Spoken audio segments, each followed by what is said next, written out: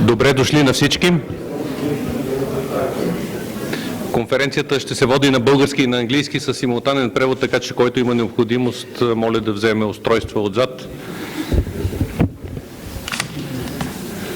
Фактора време наистина не е днес в наша полза, но въпреки това се радвам, че има толкова много хора. И без всякакво забавяне давам думата на господин Торстен Гайслер, който е ръководител на бюрото на Фондация Конрад Аденауер в България, за неговото приветствие към вас. Заповядайте, господин Гайслер. Thank you very much, Your Excellencies, members of Parliament, ladies and gentlemen, dear friends. I'm very happy to welcome you on behalf of Konrad Adenauer Foundation to today's conference. And I thank you for joining us this morning on this rainy day. I would like to thank our partner, the Sofia Security Forum, and especially its president, Jordan Boschilov, for the excellent cooperation that we enjoyed when planning and organizing this event. Thank you, Jordan. Ladies and gentlemen, today we will talk about European defense, and we have so many distinguished experts, so I will confine myself to making 3 points in this context. Firstly, I was very pleased that NATO Secretary General Jens Stoltenberg was invited to address the US Congress on the occasion of NATO's 70th birthday only a few weeks ago. It was the first time that a NATO Secretary General had the honor of addressing the US Congress, and I think this invitation was a strong gesture to emphasize the necessity of strong transatlantic relations. While it is true that questions are being asked on both sides of the Atlantic about the strength of our partnership, and Secretary General Stoltenberg frankly mentioned this, his address was greeted with warm applause, which also underscored the importance of the transatlantic bridge. And as so many US congressmen who attended and senators who attended the conference underscored the importance of strong transatlantic relationships. The vast majority of European political leaders acknowledges that NATO lasts in the national interest of each and every European member country. Transatlantic partnership is a condition for a credible deterrent. But also the United States benefit from having NATO allies. NATO only once invoked Article 5 to come to the aid of a member under attack, and that was in response to the attacks on September 11, 2001. And its European allies also provide the US with valuable military support in peace times, from tracking submarines in the Arctic to providing bases in Europe from which the US can project power. My second point is that the European Union is conscious of the necessity to deepen defense cooperation among its member states. The Lisbon Treaty provides for a framework to intensify cooperation in this area, and in 2017 the Council of the EU adopted PESCO, the permanent structured cooperation which was joined by 25 EU member states. An initial list of 17 projects to be developed under PESCO was adopted by the Council in March 2018. And on the 19th of November 2018, a second list of 17 additional projects was approved. The project covered areas such as training, capability development, and operational readiness in the field of defense. So it's not just a declaration, there is a very concrete cooperation in the field of defense among EU members. Europe is also conscious that it must spend more on defense. Germany, the country I come from, has been criticized for not doing enough. But I must insist that Germany has already done a lot. In 2014, our defense budget was 32 billion euros. In 2017, it was 37 billion euros, and this year it is 43.2 billion euros. That is a rise of 35% in only 5 years. And if you ask our generals at the moment, they will probably say, we can't absorb more money at the present time. If you buy a new armament, you must also train personnel. You must hire qualified personnel. And this takes time. And it doesn't make any sense just to buy, and then nobody is able to maintain or operate the armament. I know that some people say this is still not enough. Let's just keep discussing it.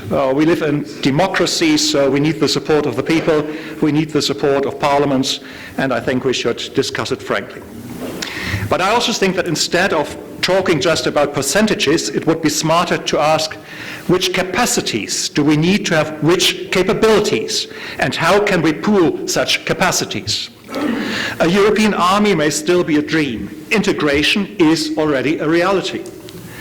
I am not only talking about multinational headquarters. The German and the Dutch army, for example, are almost fully integrated. My third point is that the European Union wants to be a strong partner of our friends on the other side of the Atlantic. It cannot and does not want to replace NATO. But the European Union wants a stronger cooperation with NATO.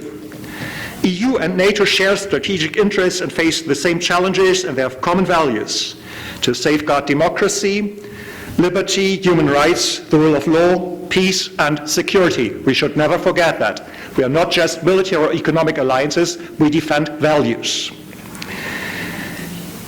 Cooperation between EU and NATO does already have a long tradition. It was institutionalized in 2001. Since then, cooperation has become ever closer. And in 2016, the most comprehensive declaration was adopted in Warsaw, in which EU and NATO outline areas for strengthened cooperation in the light of common challenges to the east and south, and reaffirm their strategic partnership. Today's challenges are manifold, and I believe that neither the United States nor Canada and the EU want or could meet these challenges on their own. I do not want to sugarcoat the differences, the different views and disagreements on different issues between the United States and its European allies and partners. But I think that Secretary General Jens Stoltenberg was right when he said in his aforementioned speech in the US Congress, open discussions and different views are not a sign of weakness. They are a sign of strength. They reflect the values we stand for, democracy and freedom. I would like to thank our keynote speaker and patron of the conference, General Popov, who is also a member of, chairman of the Committee on Defense of the Bulgarian National Assembly. I would like to thank our panelists who will take the floor. We are happy and proud that so many distinguished and highly competent personalities have joined us today. I wanted to add some optimism to this conference by making these 3 points. First, NATO is, despite of all the disagreement, a working alliance, and there is agreement on both sides of the Atlantic that it cannot be replaced. We are in a good way in the European Union with PESCO, which stands for concrete cooperation, not just lip service, and everybody is conscious of the necessity that NATO and EU cooperate. And so I think we have every reason not to be too pessimistic. All we need to do is making this cooperation ever closer and ever more successful, and to continue it with our full commitment. Let me thank each of you for your participation, for your support.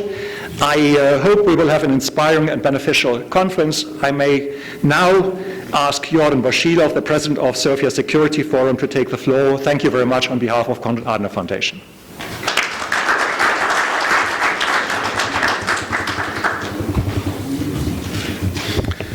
Уважаеми господин Попов, уважаеми народни представители, ваши превъзходителства, господа генерали, адмирали, офицери, дами и господа, от името на Софийския форум за сигурност искам да ви приветствам на днешната конференция, на която си поставяме 2 основни задачи. Първо, да дискутираме възможностите и перспективите пред европейската отбрана като един общоевропейски проект, и второ, да разгледаме вижданията, амбициите и интересите на България за реализирането на тази европейска отбрана. Радвам се, че отново правим такъв важен за България, а и за Европа дебат съвместно с фондация Конрад Аденауер, и благодаря на Торстен Гайслер за дългогодишното и успешно партньорство. Специално искам да благодаря и на посолството на Украйна и на посланник Москаленко, и считам, че участието на украински представител ще обогати нашата днешна дискусия в голяма степен. Социологическо изследване, направено наскоро, показва, че Европейците искат повече Европа в сигурността и отбраната. Повече общи усилия за справяне с рисковете и заплахите, пред които е изправен европейския континент. Ние имаме нужда от осмисляне на европейската политика за сигурност и отбрана от гледна точка на предизвикателствата, пред които сме изправени. За съжаление, в обществения дебат по този въпрос цари хаос и неразбиране на това, кое е възможно, кое е постижимо и към какво следва да се стреми Европа. Надявам се, че лекторите, които сме поканили да стимулират днешния дебат, а те са истински познавачи и експерти, някои от тях практици на най-високо ниво в близкото минало, ще стимулират истински задълбочен дебат. Благодаря на лекторите, че откликнаха на нашата покана и днес са тук сред нас. Дебатът за бъдещето на европейската отбрана няма да е лесен и ще споделя само някои от причините за това. Първо, имаме различна оценка на рисковете и заплахите в отделните европейски държави, а оттам и различия в амбициите. Това към какво следва да се стремим, каква да бъде европейската отбрана. Имаме различна отбранителна култура. Някои държави могат да взимат решения много по-бързо от други. Някои държави имат по-сериозни амбиции за решаване на проблеми извън европейския континент. Различна степен на развитие на отбранителните способности също ще бъде сериозно предизвикателство пред общата европейска отбрана. Тук следва да поставя и различията в индустриалната база и различните икономически интереси на държавите. Не е еднозначна оценката за ролята на НАТО и Съединените щати за сигурността на Европа. Наскоро се появи и нов въпрос с Брекзит. Свидетели сме и на това, че няма общо виждане каква да бъде структурата, какъв да бъде стратегическия подход при изграждането на европейската отбрана. От една страна имаме досегашната позиция на Германия, която отстоява виждането за участие на всички европейски държави. От друга е подходът, представен от президента Макрон, който базира предложената от него инициатива за интервенции на текстовете на Лисабонския договор, който дава възможност за засилено сътрудничество само между отделни държави, които желаят и колкото желаят за по-засилено партньорство в отбранителната сфера. Какво развитие ще има визията за европейската отбрана, зависи до голяма степен от смяната на политическите лидери в много европейски държави. Да не забравяме, че ни очакват избори за Европейски парламент и нова Европейска комисия. Рисковете и заплахите са обективни и са необходими реални действия. Ще отбележа един такъв риск, който до голяма степен е неглижиран, а именно риска от хибридните заплахи, дезинформацията, фалшивите новини. Софийски форум за сигурност поде инициативата "Заедно срещу дезинформацията", към която вече се присъединяват медии, различни организации, и аз призовавам всички вас да я подкрепите и да се включите в тази инициатива. Надявам се, че днес ще имаме една интересна и ползотворна дискусия. Още веднъж приветствам ви и благодаря за вашето участие днес. А сега искам да представя патрона на нашата конференция и нашия първи лектор, Константин Попов, който е председател на Комисията по отбрана на Народното събрание. Има забележителна военна кариера, преминал е през всички основни командни длъжности в българската армия, летец с над 1200 летателни часа, летял на повечето изтребители, които са били на въоръжение в българската армия. Заемал е позициите на командир на военно-въздушните сили, началник на отбраната, работил е в структурите на НАТО, многократно е награждаван с различни награди.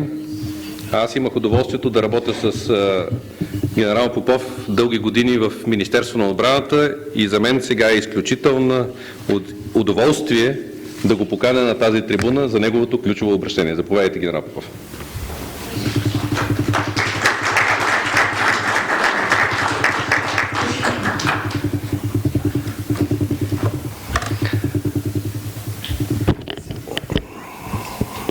Уважаеми господин Гайслер, уважаеми господин Божилов, благодаря за фамозното представяне на моята скромна персона.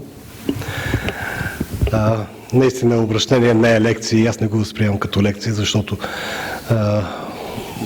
Пред такива хора е трудно човек да поеме сериозния ангажимент, да прави лекция и да обучава. Уважаеми господа министри, уважаеми колеги от Българския парламент, уважаеми господин вице-адмирал, уважаеми господин Кръстев, ваши превъзходителства, уважаеми господа генерали, офицери, уважаеми гости, дами и господа. Първо, разбира се, искам да благодаря за любезната покана. И за мен е удоволствие, че бях включен в подготовката и мога да се обърна към сериозните и значими участници в конференцията по толкова важна тема. А за мен това е важно, защото преди изборите за Европейски парламент се говори, както вече беше споменато между другото, по много и най-различни теми. Но като че ли темата за възможностите и перспективите пред европейската отбрана и яростно отсъства от вече започналия дебат между политическите сили. Бих искал да поздравя участниците и в двата панела с избора на теми и въпросите, които ще се обсъждат. Ценно е да се отправи поглед от България към европейската отбрана, която е и темата на първия панел. Важна е и темата на втория панел – Европа между рисковете и възможностите, идеи и реалности. Необходимо е да говорим за рисковете и заплахите, но трябва да обръщаме внимание и на възможностите, на предимствата, която ни дава средата за сигурност и това, че и ние сме в Европа. Развитието на европейската отбрана стои високо в дневния ред на Съюза като цяло. Държавите членки, а пък защо не и у нас. Сигурността и стабилността е силна. В силна и единна Европа беше един от политическите приоритети на успешното българско председателство на Съвета на Европейския съюз. По време на българското председателство посветихме значителни усилия за изпълнение на отбранителния пакет на глобалната стратегия. Подготвихме успешния старт на постоянното структурирано сътрудничество, както вече спомена господин Гайслер. Това само по себе си, извинете ме за клишето, е историческа стъпка към по-тясна интеграция на отбранителните способности и по-голяма стратегическа автономия за Европа. И позволете ми тук да отворя една скоба за пояснение. Понеже много се жонглира с термина стратегическа автономия. Тук има широко поле за разсъждение по това, което казва глобалната стратегия на Европейския съюз. А именно, че подходящото ниво на амбиция и стратегическа автономия е важно за способността на Европа да насърчава мира и да гарантира сигурността в рамките на и извън нейните граници. Струва ми се, че ако за автономията се разсъждава абстрактно, ще видим, че автономно не значи независимо, не значи самостоятелно. Как тогава ще се реализира тя при сложната схема за вземане на решение и тяхното изпълнение в Съюза като цяло? От държавите членки и особено, що се касае до взаимодействието с съюзниците в НАТО, които не са членки на Европейския съюз. И как всичко това се вписва в проповядваната от някой идея за Европа на нациите. Но позволете ми отново да се върна към общата политика за сигурност и отбрана. По време на председателството държавите членки бяха активно включени в процеса на развитие на военните способности на Европейския съюз. Успяхме да подготвим следващите стъпки към по-добре интегрирана европейска отбрана, които са координирания годишен преглед на отбраната, Европейския фонд на отбраната, и Европейската програма за промишлено развитие в областта на отбраната. За мен лично ключът е съгласуваното прилагане на всички инструменти и инициативи на общата политика. Истинската сила на европейската отбрана ще стане очевидно, когато трите основни инициативи са фундаментално свързани и се допълват. Едновременно с това искам да подчертая ролята на сътрудничеството между Европейския съюз и НАТО. То представлява неразделна част от европейската сигурност и отбрана.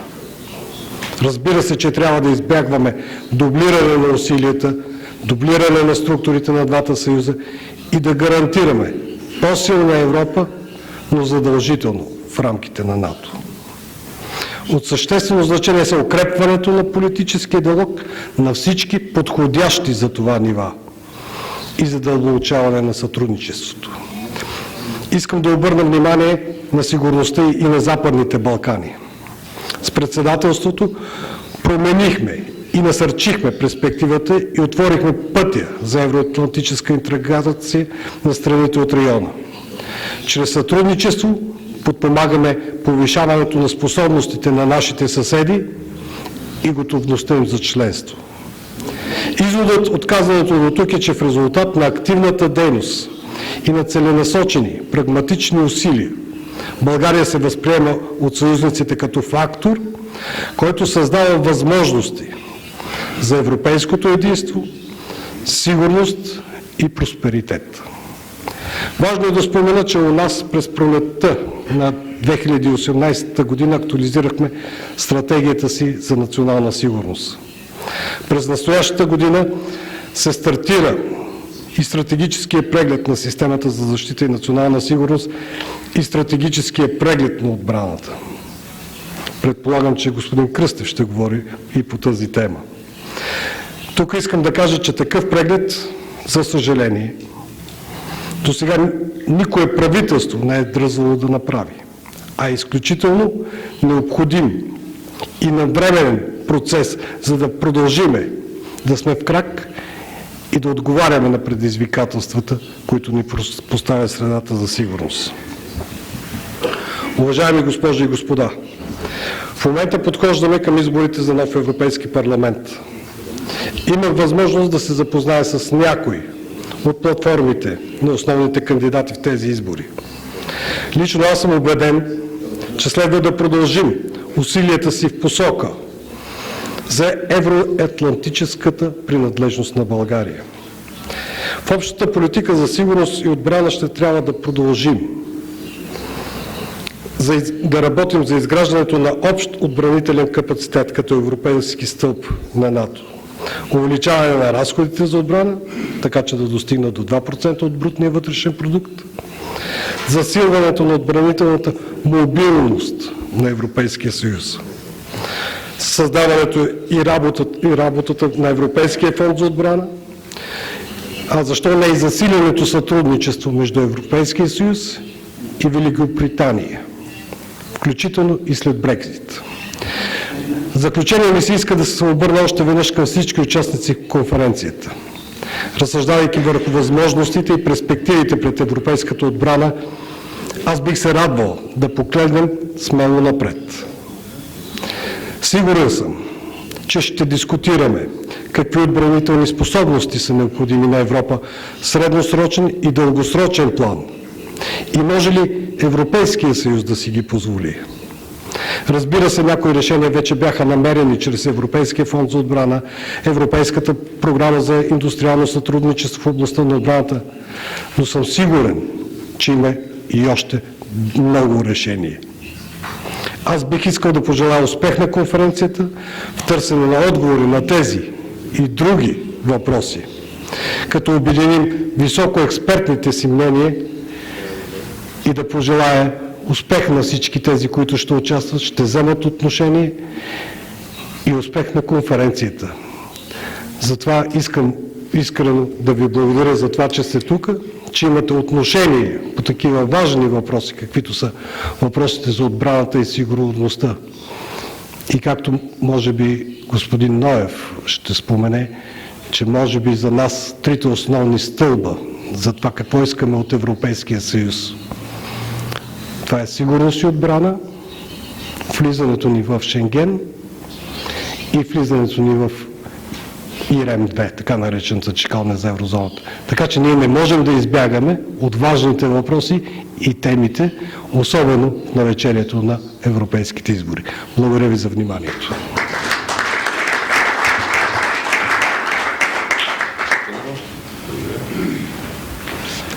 А сега, без да прекъсваме, искам да поканя участниците в първия панел да заемат местата на масата, дискусионната. Моника Панайотова ще председателства тази част от нашата конференция. Ще представя само нея накратко, а тя ще представи нашите лектори. Моника Панайотова е бивш заместник министър на българското председателство, отговаряла е за координацията с Европейския парламент, била е член на Европейския парламент, народен представител в Българското народно събрание, председател на Комисията по европейски въпроси, член на комисиите по външна политика и отбрана. Със сигурност много неща изпускам от нейната биография, но няма да изпусна да кажа, че тя е заместник-председател на Софийския форум за сигурност и допринася изключително много за развитието на организацията. Така че, Моника, господин Кръстев, заповядайте. Моника, предавам управлението в твоите ръце.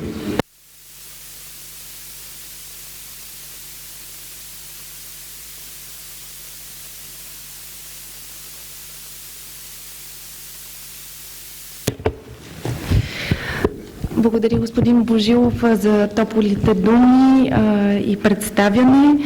Ваши превъзходителства, както генерал Попов ни призова да бъдем представители съответно на цивилната и военната експертиза, започва по същество днешната конференция с първия панел, който е посветен на европейската отбрана и каква е гледната точка на България по темата. За мен е истинска чест да модерирам този панел. Искам в началото още да се извиня, че ще бъда стрикна към времето, но това е така некомфортната роля на модератора, така че въпреки забавянето, което вече имаме като на лице, вярвам, че ще можем да наваксаме с времето. Когато казвам, че е чест за мен да модерирам настоящия панел, го правя по две причини.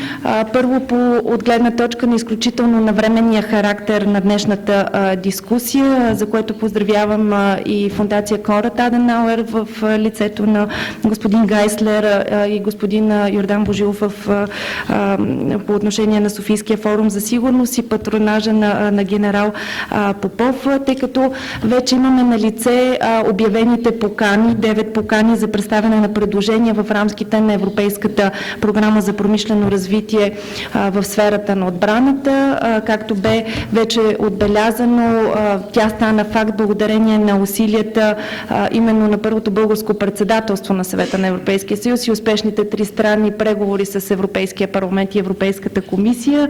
И полковник Никола, съм сигурна, че има какво да разкаже от кухнята в рамките на панела. До 2020 очакваме останалите 12 покани, така че да може тази тестова фаза да стартира успешно и да може след, като имаме на лице вече успешна многогодишна финансова рамка след 2020 година, да имаме на лице самостоятелен Европейски фонд за отбрана с изключително голямия обем от 13 милиарда евро, ако остане в вида, в който е предложен в момента от комисията. Така че моментът е изключително ключов, именно държавите и индустрията да работят заедно, за да може да се позиционират синергията с европейските партньори, защото който е по-активен именно в началото, ще се възползва с много по-голяма успеваемост и след това. Така че сега е момента да се търсят повече трансгранични партньори в нетрадиционните до момента дестинации на отбранителната индустрия. И втората причина да е чест за мен да модерирам този панел е, тъй като имаме изключително богати като експертиза панелисти. Сред нас са двама бивши министри на отбраната. Господин Бойко Ноев, министър на отбраната в периода именно на пътя, който България извървя към евроатлантическата си перспектива в годините 1994-1995, както 1999-2001 година. Господин Ангел Найденов, който е многоуважаван от мен колега в 41-то Народно събрание. По това време той беше заместник председател на Комисията по външна политика и отбрана, но той бе министър именно в периода на стратегическото преосмисляне на средата за сигурност през 2013 и 2014 година, период, който кулминира всъщност със създаването на глобалната стратегия на Европейският съюз.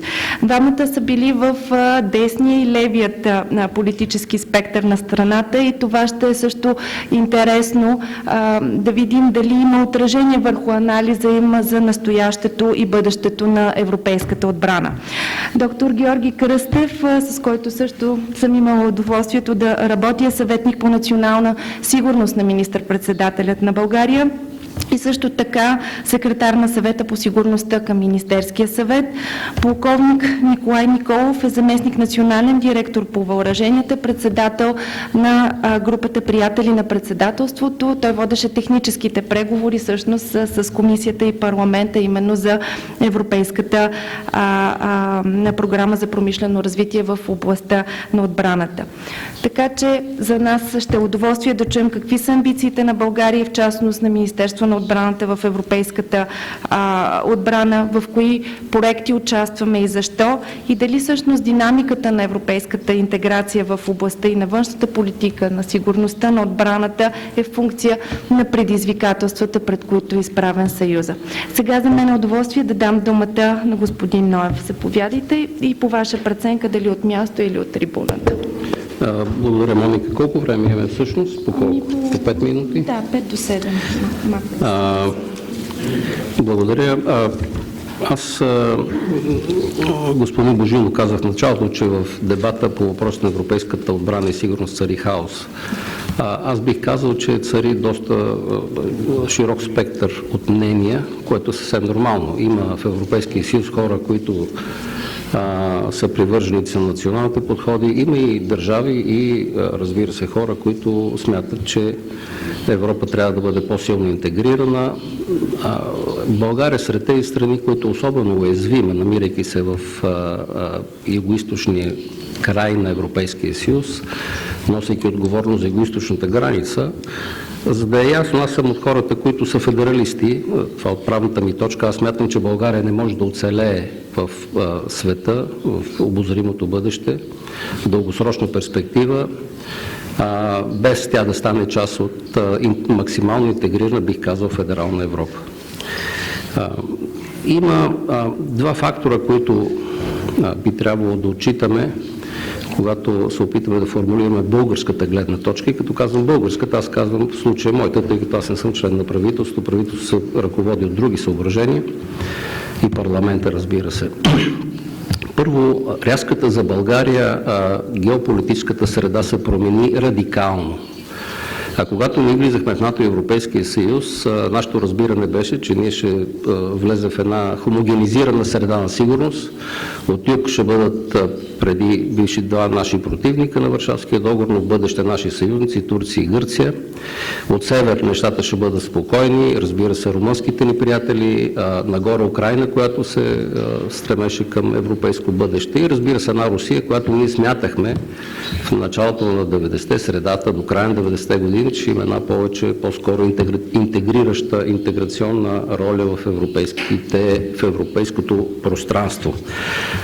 Това не се случи. Това, което виждаме в момента, и украинските ни приятели го чувстват най-остро. една Русия, която използва сила и измама за анексиране на украински територии. А от юг, нашия близък съсед и приятел, доскоро Турция, която предприема явен курс на отделен от Запада. В това ние не трябва да има никакви илюзии. Това е един процес, който не е просто мотивиран от чувството на Ердоган за някакво величие.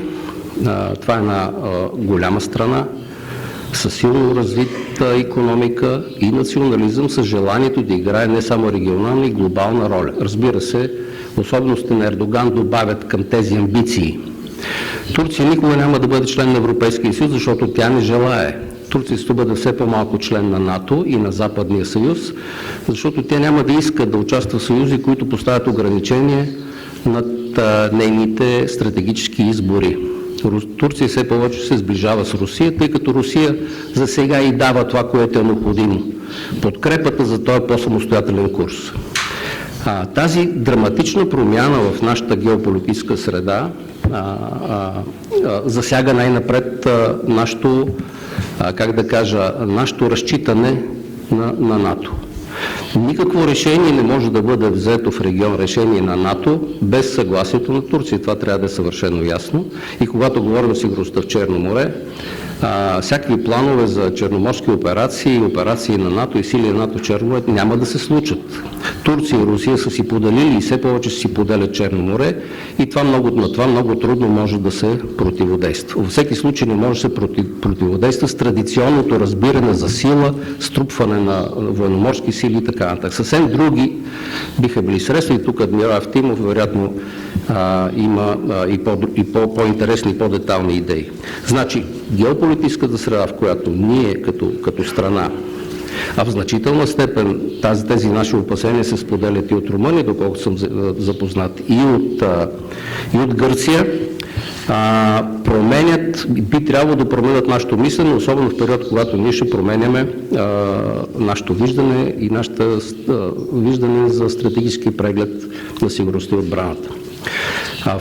Разбира се, това, че Съединените щати все повече ще се изместват на изток, тяхното внимание ще бъде съсредоточено върху Китай и морските пътища на Тихоокеанския регион, ще означава по-малък ангажимент на Съединените щати към НАТО в района и в частност нашия район. Това, което се случва и ни изглежда като едно нарастване на вниманието на НАТО, то е далеч под нивото, което би било необходимо, за да можем ние да водим наистина, нека да се изразя правилно, да бъдем ние по-спокойни предвид потенциално заплаха от изток. Това означава, това само по себе си. И искането на Тръмп Европа да влага повече пари в отбрана, той го прави по свои други причини, вътрешно-политически включително, но в това има дълбок смисъл и това е на основание Европейския съюз и Европа като цяло да поема все повече от своите отговорности. И отново се връщам на България. България като източна, югоизточна част на Европейския съюз носи отговорност за границите на Европейския съюз, е особено заинтересован от задълбочаването на тези процеси. Като казах също Турция, казвам го с най-добро чувство, разбира се, това са обективни процеси.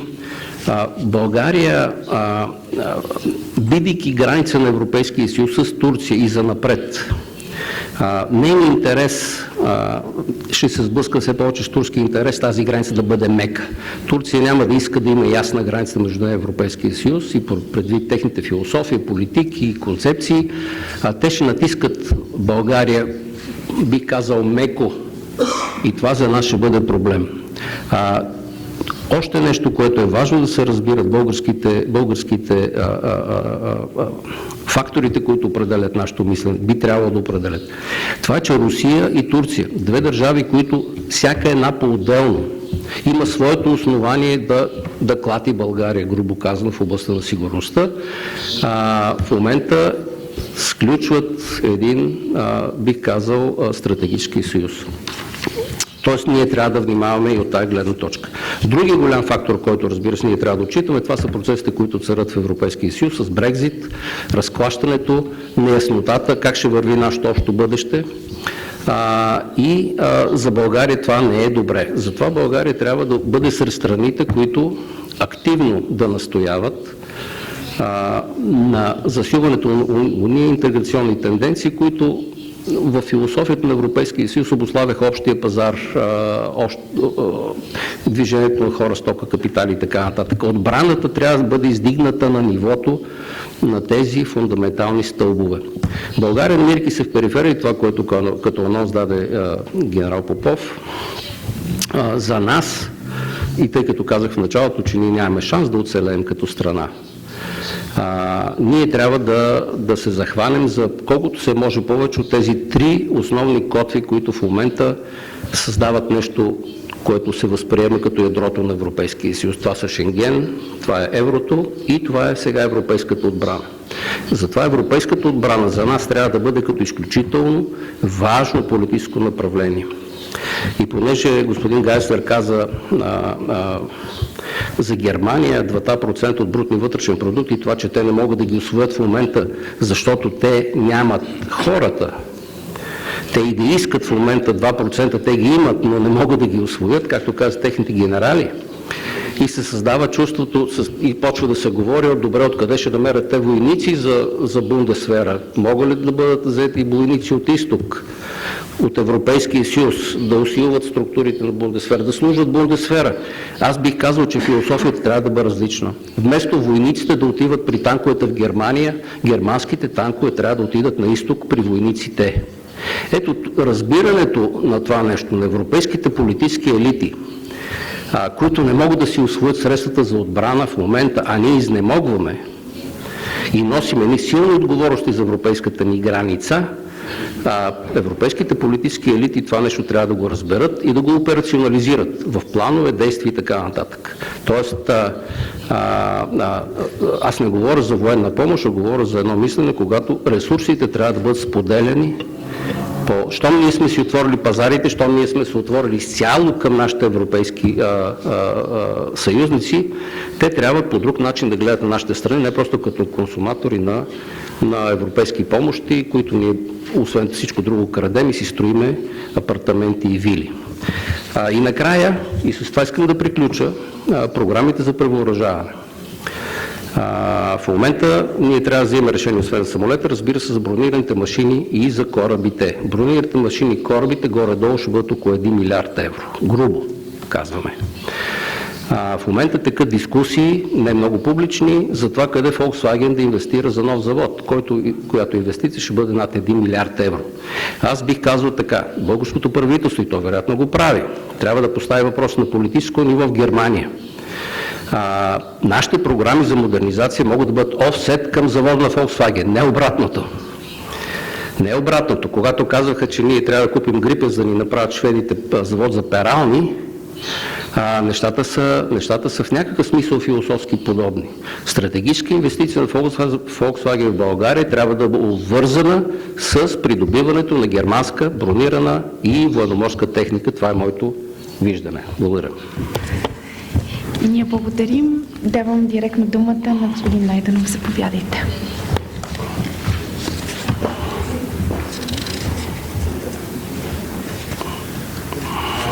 Благодаря, госпожо Демарякова.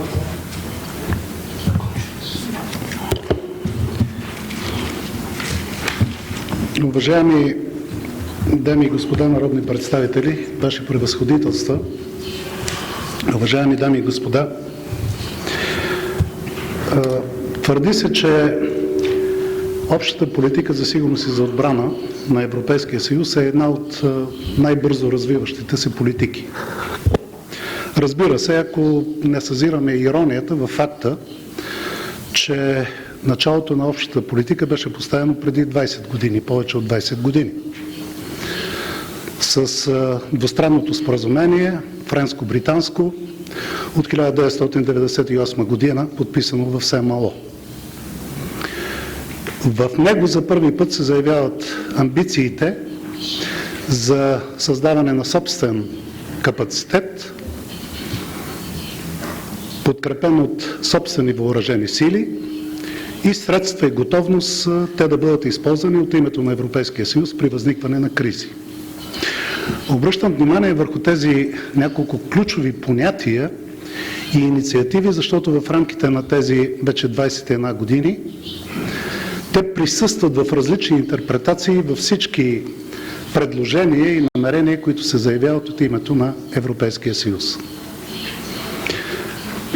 Договорът за Европейския съюз от 2009 година, в сила от 2009 година, прогласява общата политика като част от общата външна политика и политиката за сигурност. Като компетентността на Европейския съюз в случая се изразява в формирането на обща отбранителна политика, развивана до нивото на обща отбрана, разбира се, при изрично единодушно решение на Европейския съвет.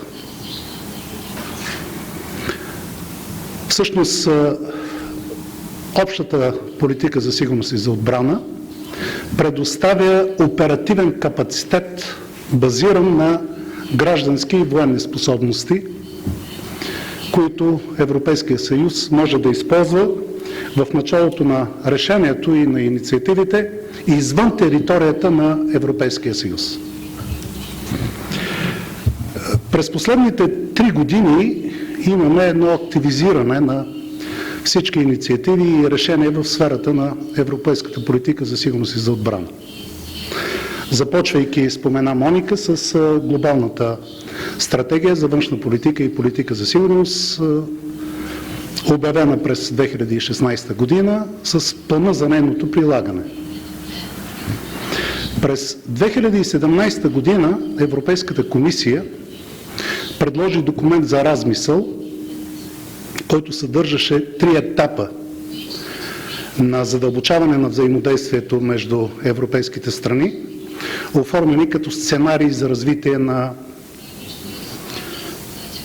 общата политика за сигурност и за отбрана. Малко по-късно ще се спра по-подробно, защото като привърженик на тази последователност аз съзирам фактически изпълнене със съдържание на действията на България, на българските държавни институции по отношение на участието си в различните инициативи в рамките на европейската политика за сигурност и за отбрана. И само да отбележа стартирането в края на месец декември през същата година, 2017 година, на постоянно структурираното сътрудничество в областта на отбраната, част от което е и България. Всъщност е една инициатива, чиято основна цел е създаването на съвместни способности чрез участие в многонационални проекти. И България има едно, според мен, прилично участие в 3 от тези проекти. Предложила е 4-ти проект, модулен елемент за бързо развръщане за подводни интервенции. Един проект, който предстои окончателно да бъде разгледан и съответно решен с водеща нация България. Но все пак по отношение на сценариите. Имаме едно движение от сътрудничество през споделяне до обща отбрана и сигурност.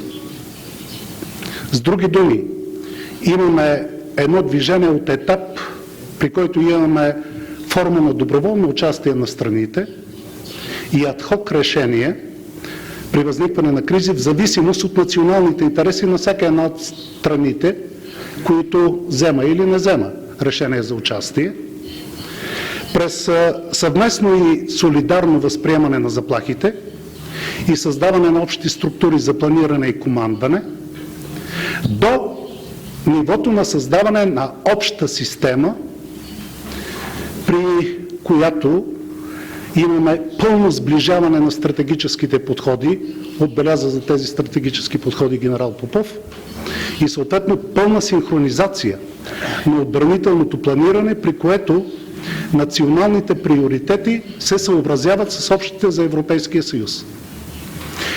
В този случай, обърнете внимание, солидарността и взаимодействието се приемат като норма за участващите страни. Или още, имаме самостоятелно създаване на способности, което очевидно е трудно за всяка една от участващите страни, при фрагментация на отбранителната индустрия, през създаване на споделени способности и фактически една консолидация на отбранителната индустрия, до създаването на общ пазар, отбранителен пазар, при който имаме и общ контрол върху разходите и обща оценка за ефективността на тези разходи, което всъщност е и целта на координираните годишни прегледи, които се правят по силата на постоянно структурираното сътрудничество в областта на отбраната. И тъй като през тази година предстои да стартира този процес в рамките на 2 години и то в неговия пълен обем, 2-годишен преглед на отбраната на участващите страни, ще бъде много любопитно по какъв начин се вързва прегледа, който ще осъществи България по отношение на системата за национална сигурност и националната отбрана, с общия преглед, който трябва да даде една картина на отбранителните способности в рамките на Европейския съюз, съответно да определи по-нататък областите, в които могат да се развият съвместните проекти. На целият този фон, дами и господа, не са особено изненадващи изявленията на френския президент Макрон през 17-та година и особено през 18-та година, в които някои разчетоха инициатива за създаване на европейска армия. Тази инициатива, казва той, се налага с оглед на поведението на Русия, на Китай и на Съединените американски щати. Но, добавя той, Европа не може да разчита изцяло на САЩ, не може единствено САЩ да са гарант за сигурността на Европа. И той вижда в тази инициатива повече европейски способности и повече отбрана. Разбира се, зад тази инициатива малцина са тези, които виждат създаването на една наднационална военна сила.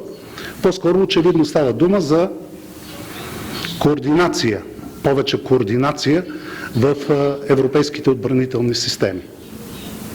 Инициативата беше подкрепена от германския канцлер, която от своя страна заяви, че отговорностите на двете държави предполагат създаване на инструменти за собствен суверенитет.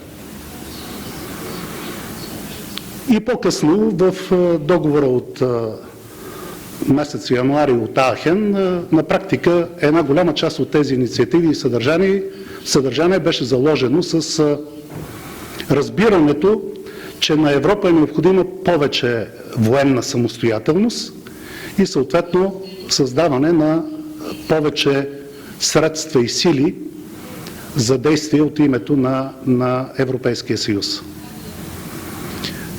Сега, отбелязвам с известно смущение факта, че стана дума за диалог, но според мен този диалог в значителна степен отсъства.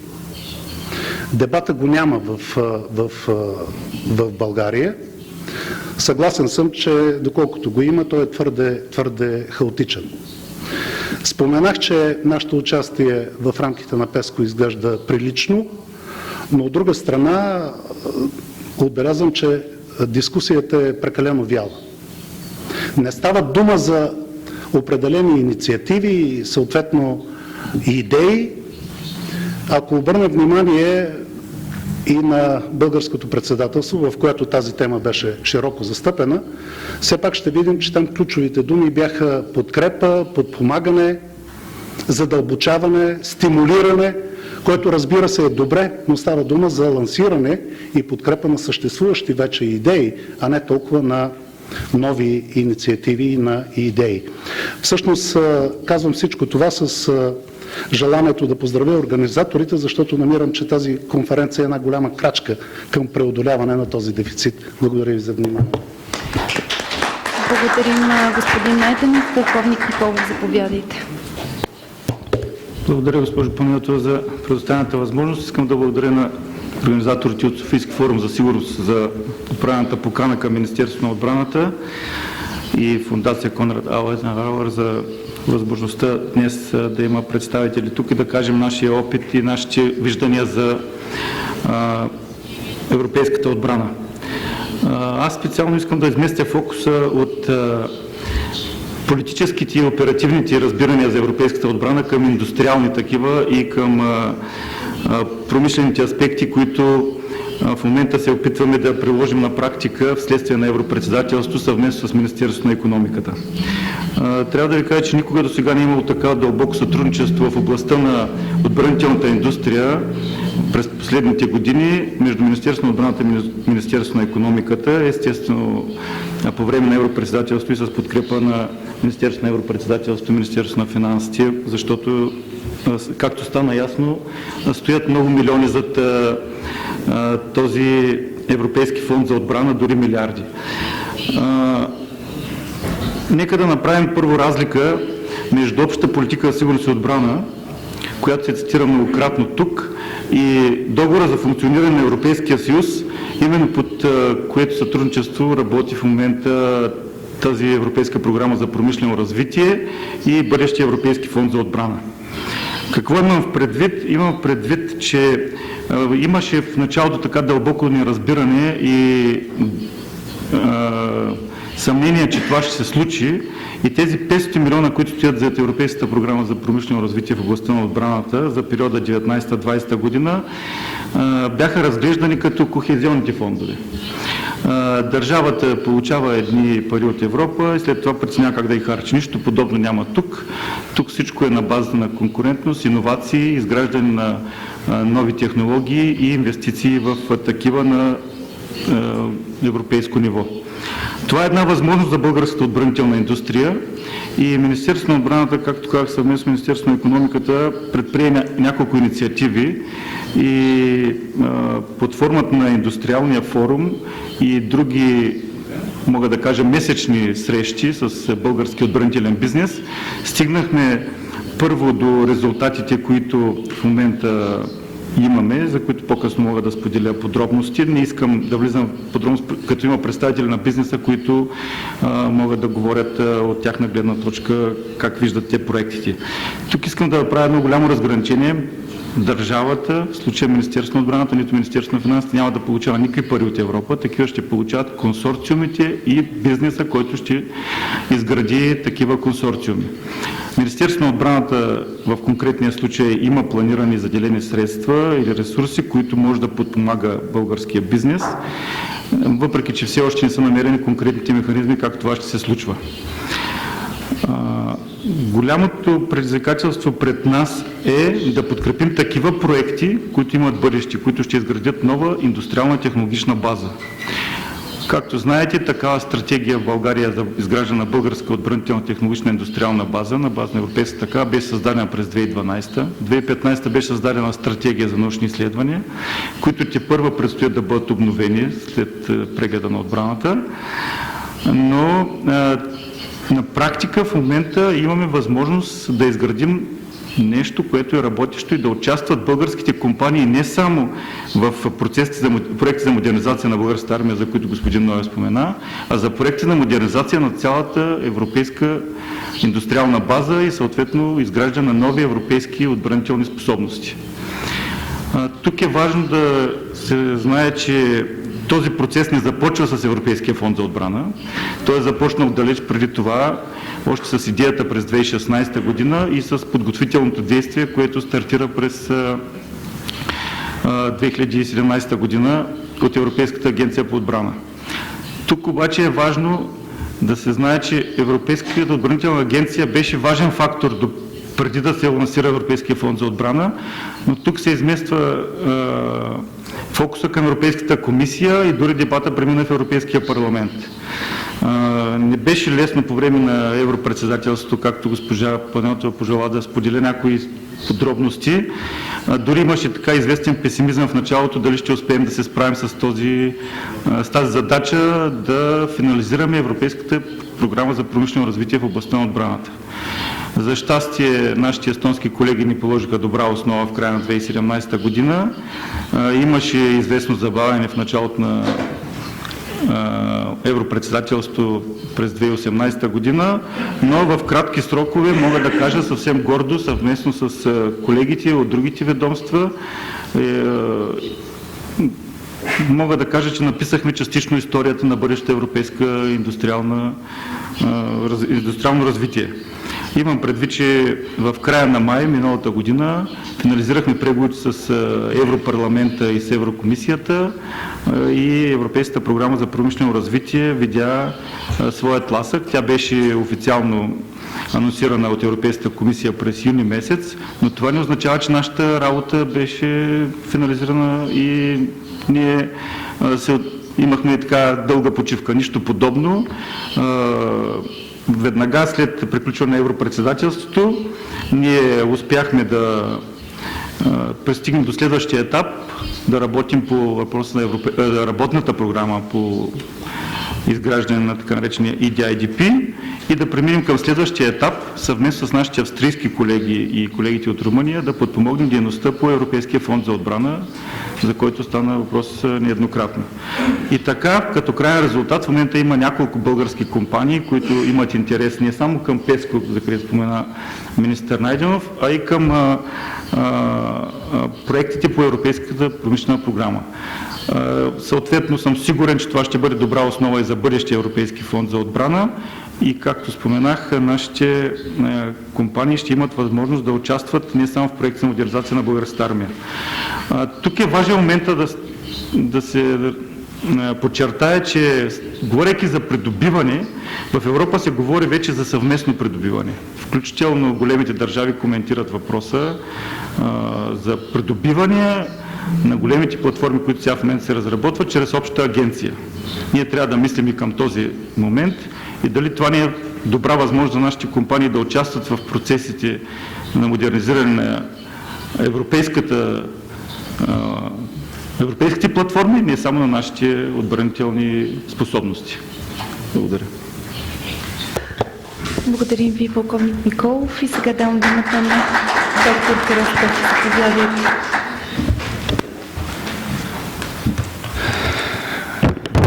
Благодаря, госпожо Панайотова, Ваши превъзходителства, госпожи и господа, скъпи колеги.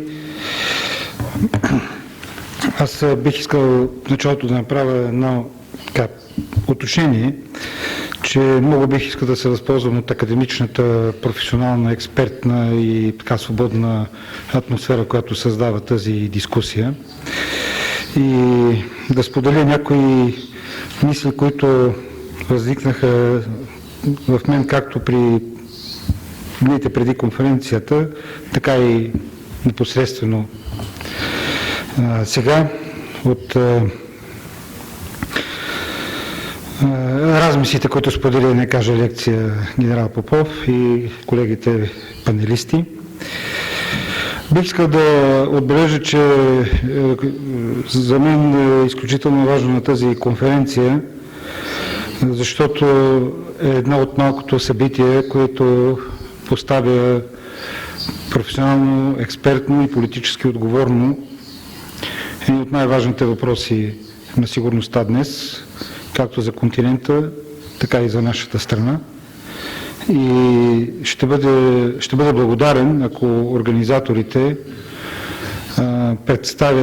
предоставят на групата, която се занимава която работи по стратегическите прегледи, материали от тази конференция, за да можем да използваме идеите, въпросите в разработването на проектите на двата прегледа.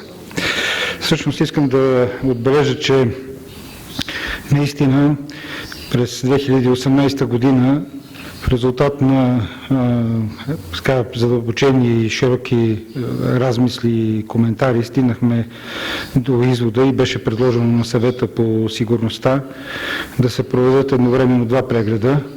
Стратегически преглед на системата за защита на националната сигурност и стратегически преглед на отбраната. Има примери в други държави за общ стратегически преглед на сигурността и в Великобритания, в Франция, в Полша. Ние разсъждавахме, че да се направи само стратегически преглед на отбраната в сегашните условия би било недостатъчно, още повече имаме закон за системата за управление и функциониране на системата за защита на националната сигурност, където отбраната е част от нея. В закона за отбраната е записано, че отбраната е част от националната сигурност. Така че имахме всички предпоставки да предложим да се проведат тези два прегледа като единен процес, т.е. една работна група ще ги осъществява. Ние, разбира се, не игнорираме по никакъв начин досегашните усилия от 2003 година за стратегически преглед на отбраната, други документи, които са правени с аналогична стойност или значение, като Бялата книга за отбраната. Не пренебрегваме и опита от 2013 година да се проведе стратегически преглед на отбраната, който по една или друга причина не е бил официално започнат, доколкото знам, господин Найденов, но е извършена немалко организационна работа в този аспект. Така че ние това ще го вземем предвид. Още повече, че хората, които участват, ще са до голяма степен същите, въпреки че естествено условията, в които се провеждат сега стратегическите прегледи, са доста различни, би казал даже коренно различни, особено от гледна точка на сигурността и отбраната, на съществуващите опасности, за рисковете и, за съжаление, можем да говорим за така и междурегионално Европейски съюз, средиземноморски и други формати. В контекста на инициативи, които се осъществяват от източноевропейски държави и Китай конкретно. Защо го казвам това? Отново за смисъл, каква е целта да се дефинира ясно каква е целта на европейската отбрана. Бих казал, може би трябва да изследваме и доколко причините да се възобнови дискусията за европейската отбрана и по-точно тя да бъде поставена по този начин, по който съществува, доколко тези причини биха съществували следващите 5, 10, 15 години.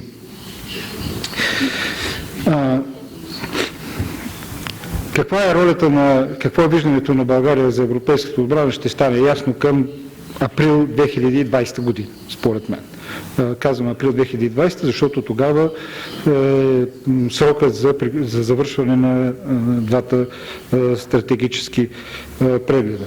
Не мога да не отбележа, обаче и това е също една тема за обсъждане, че в политиката навлизат нови поколения с много по-широк поглед, с непозната мобилност, с вероятно друго виждане за рисковете, за опасностите и за друго виждане към тези измерения на сигурността и отбраната, на които ние традиционно обръщаме внимание и които, би казал, за съжаление, но по обективни причини ни върнаха горе-долу в 20 век. 20 век, наистина. Европейския съюз, евроатлантическото пространство, несъмнено е устремено към много не знам как ще прозвучи, много по-високи хоризонти, много по-широк мащаб. Говорим за 5G, за пътувания по целия свят, които несъмнено изискват сигурност. Говорим за нов скок в овладяването на космоса, който изисква сътрудничество. Така че, може би сегашните проблеми, на които ние сме принудени да обърнем внимание, всъщност след някоя друга година ще се окажат несъществени, несъществуващи, в което аз дълбоко се надявам, но това не ни дава основание днес да ги пренебрегваме. Всичко това, надявам се, да стане ясно, да изкристализира в научната общност, в администрацията и на политически нива.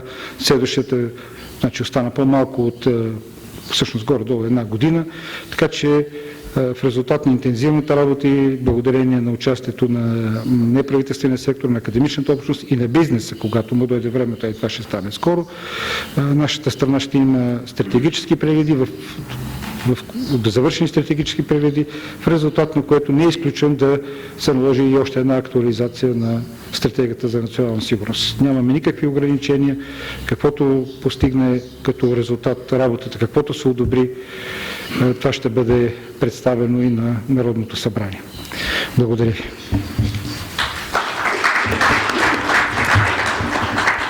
Благодаря ви и аз, доктор Кръстев. Благодаря на панелистите за изключителната дисциплина и интересната добавена стойност на всеки. Започнахме с изключително федеративната логика и прочит на господин Ноев, именно за максимално интегрирана Европа, фокусирайки се върху промяната в геополитическата среда, върху позицията на България като външна граница и съответно ключов фактор за стабилността и сигурността в региона на Югоизточна Европа, по-самостоятелния курс и стремеж към по-мека граница с Европейския съюз на Турция, препотвърждавайки трите ключови котви, които генерал Попов в първата част на конференцията маркира за Шенген, присъединяване към еврозоната и европейската отбрана.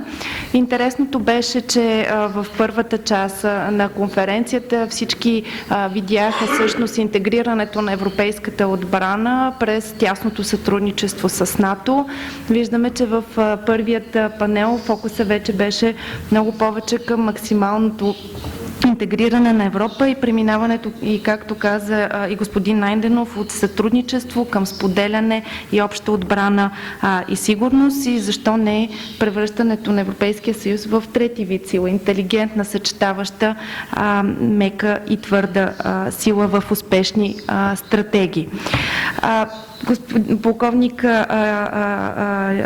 Николов ни представи вече практическото изражение на предстоящия Европейски фонд за отбрана и съответно тестовата фаза с Европейската програма за промишлено развитие. Доктор Кръстев вече пък даде погледа от гледна точка на мястото на България и стратегическото измерение на този въпрос в различните документи и законодателство и стратегически документи. Сега микрофонът е ваш. Планираме около 20 минути, под 20 минутна дискусия. Ще ви помоля за кратки въпроси и да се представяте преди тяхното задаване. Заповядайте и благодаря.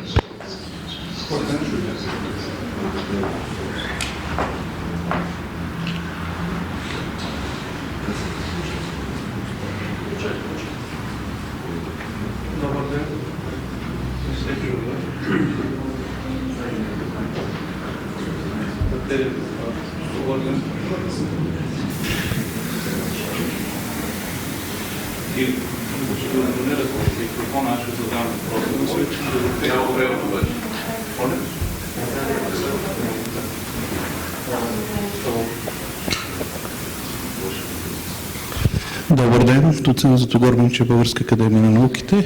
Говорейки си за европейска отбрана, неминуемо се поставя въпроса обаче за енергийната политика на Европа. И моят въпрос към панелистите е как те виждат ролята тук на големите енергийни проекти по отношение на натиск, възможен от страна на Русия и Китай на територията на Европа. Благодаря ви. Благодаря. Аз ще съберя повече въпроси и след това ще дам думата на всеки от панелистите за отговор, за да може да се получи по-активна дискусия и да имате възможност. Заповядайте отзад и тук. Благодаря. Велизар Шаламанов, също Българска академия на науките. Мен много ми се иска, имайки такъв силен панел, да завършим с някакви конкретни инициативи, които да допринесат към развитие на тази политика. Много ми харесва това, което каза министър Ноев за инвестицията на Volkswagen и съответно развитие на проектите за бронирани машини и за кораби. И в този аспект искам да попитам какви други конкретни инициативи може да извлечем от тази дискусия. Примерно към господин Кръстев, в следващите 2-3 години какви съвместни способности считате, че може да придобием с Румъния, с Полша, с Гърция, с Северна Македония? Конкретно.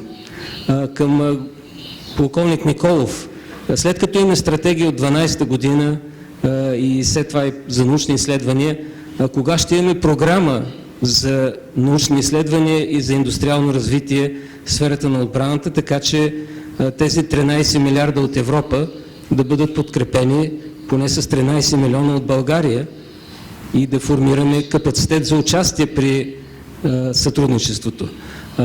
Това е посоката на моя въпрос. Какво конкретно считате, че ще остане от този панел, което може да го измерим след една година, така че България да има по-видимо място в европейската отбрана и в развитието на НАТО в региона? Благодаря. И аз благодаря. Отзад имаше желание от Военна академия.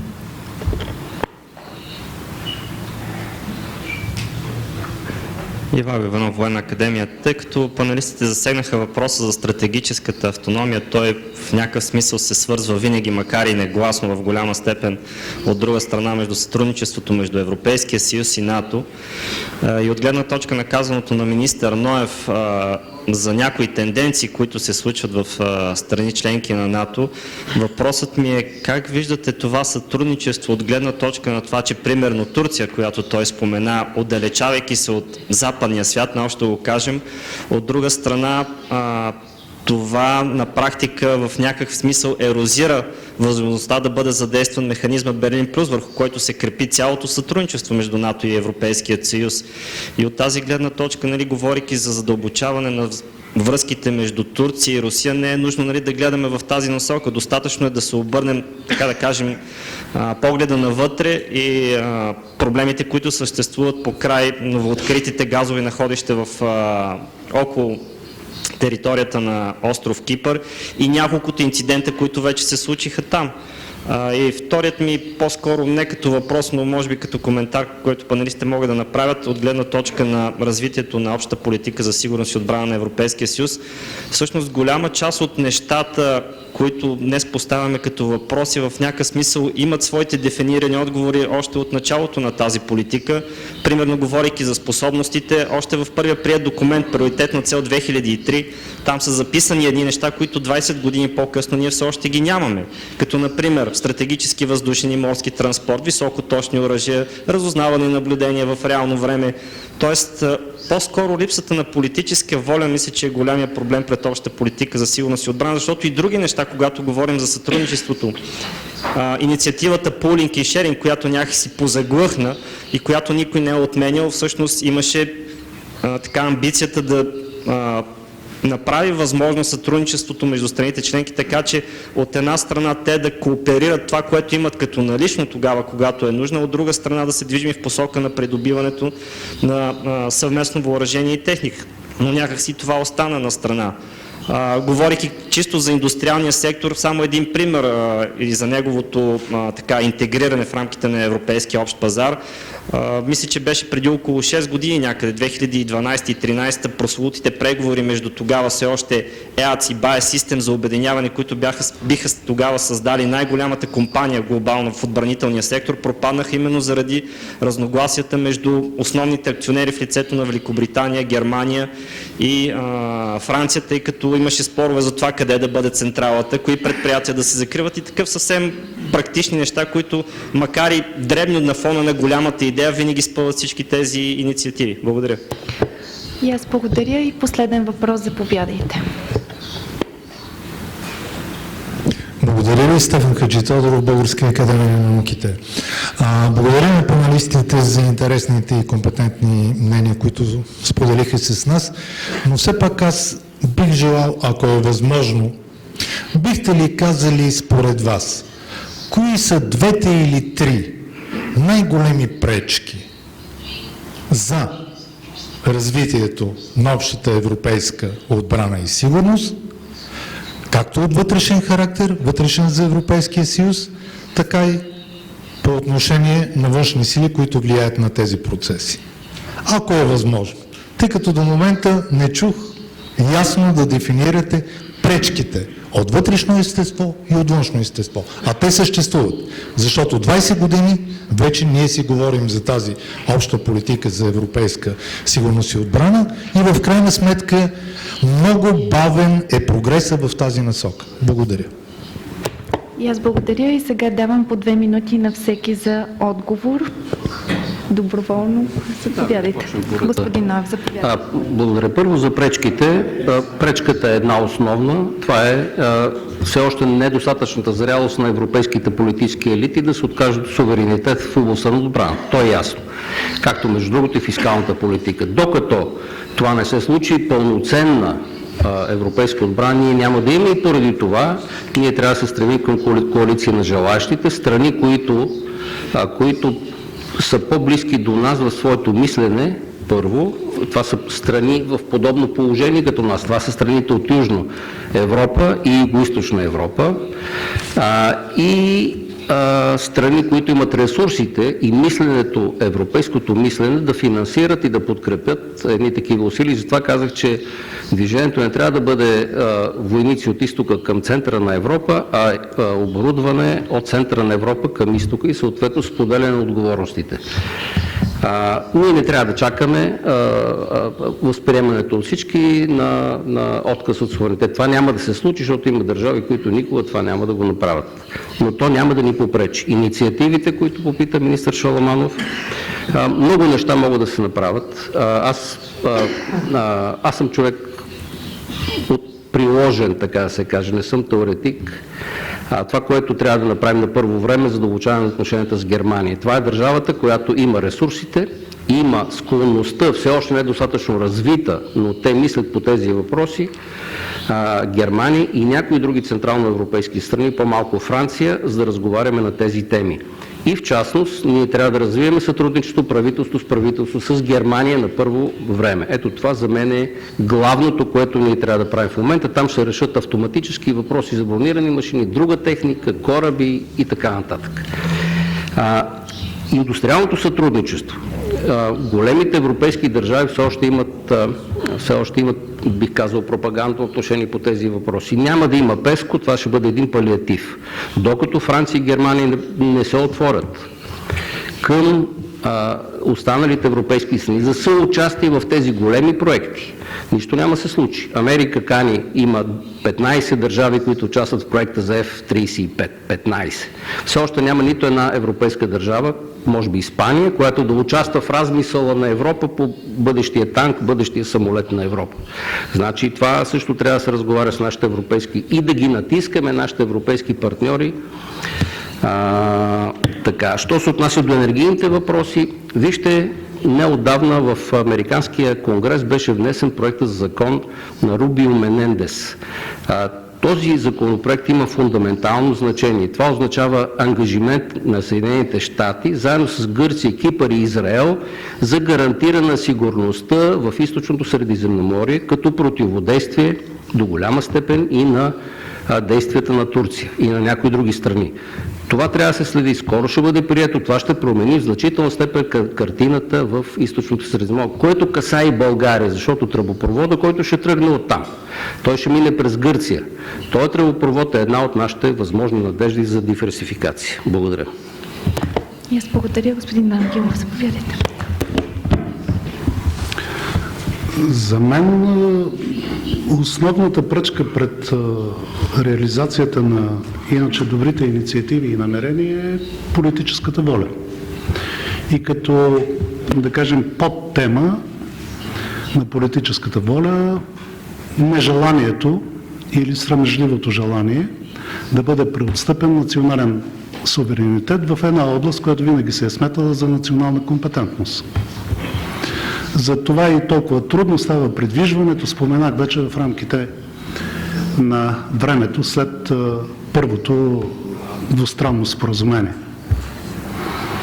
Вижте, споменаването на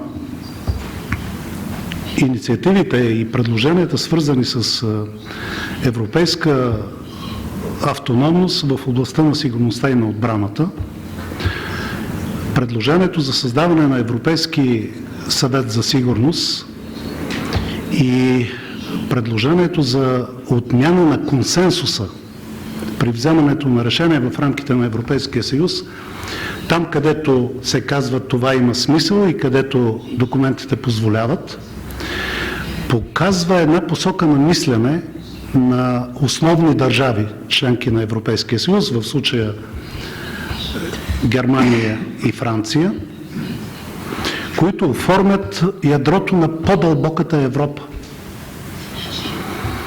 От всички инициативи, включително по отношение на утвърждаването на Европа като самостоятелна военна сила и инициативите за съвместни инвестиции в военни проекти, така е първата крачка, най-голямата крачка е създаването на обединението за разработването на нов изтребител от пето поколение. Фактически създават впечатлението, че богатите и силните страни членки на Европейския съюз са за една по-интегрирана Европа, в това число най-вече в областта на отбраната и на сигурността, и че това движение и тези инициативи няма да бъдат възпрени, въпреки подема на национал-популистите и евроскептиците в Европа. И тук, според мен, правим плавния преход към конкретните измерения. Самия факт на осъзнаването на движението от сегашния етап, на който се намираме в рамките на отбраната и на сигурността, към създаването на обща система и ясно заявената позиция, че България трябва да бъде част от тези усилия, преминаващи през сътрудничество, споделяне до създаването на обща система, вече е един конкретен резултат, включително и от нашата дискусия. Разбира се, аз винаги държа да подчертая, че съм привърженик на разбирането, че включително и до създаването на тази обща европейска система или в рамките на Европейския съюз, военната защита на европейските страни би следвало да остане като взаимна отговорност на Европейския съюз и НАТО. Разбира се, намирам сериозно съдържание и смисъл в двете декларации и съответно решение в Варшава, в рамките на НАТО и в Брюксел, при което бяха структурирани 74 мерки, конкретно засилващи взаимодействието и сътрудничеството между Европейския съюз и НАТО. Включително, разбира се, формирането на различни средства, сили и различна степен на готовност за използването на тези сили. Разбирам, приключвам. Благодаря ви. И аз благодаря. Заповядайте. Благодаря за предоставената възможност. И аз ще започна като господин Ноев отзад напред. Предизвикателствата, първо, ние по време на преговорите с Европейската програма за промишлено развитие ги видяхме в истинския им тласък, включително и вътрешни съпротивления в Европейския парламент. Не бяха никак малки. Трябва да ви кажа, че все още в Европа не е решен въпроса как Европа ще инвестира в отбрана. Имахме включително от юридическа гледна точка проблеми и движения, които не са много щастливи за инвестиции в областта на отбраната. Въпреки това, тези предизвикателства бяха преодолени, но следващото предизвикателство за нас като държава е, че ние имаме само един бюджет и няма как да си позволим да харчим едновременно и за НАТО, едновременно и за Европейския съюз и по два различни канала. Значи трябва да синхронизираме нашите усилия. И тук частично отговарям на въпроса на господин Шаламанов, свързан с научната програма. Ние участваме твърде активно в програмите, които са в НАТО Science and Technology, както и в Европейския съюз в момента. Да, може би трябва повече и наистина след прегледа на отбраната трябва да се помисли за създаване наистина на нова програма за превъоръжаване и нова програма за научни изследвания. Но въпреки това, конкретната инициатива, за която бих казал, че трябва България много спешно да направи крачки да се присъедини, ето е предизвикателство към целият държавен сектор, е именно инициативата ОКАР.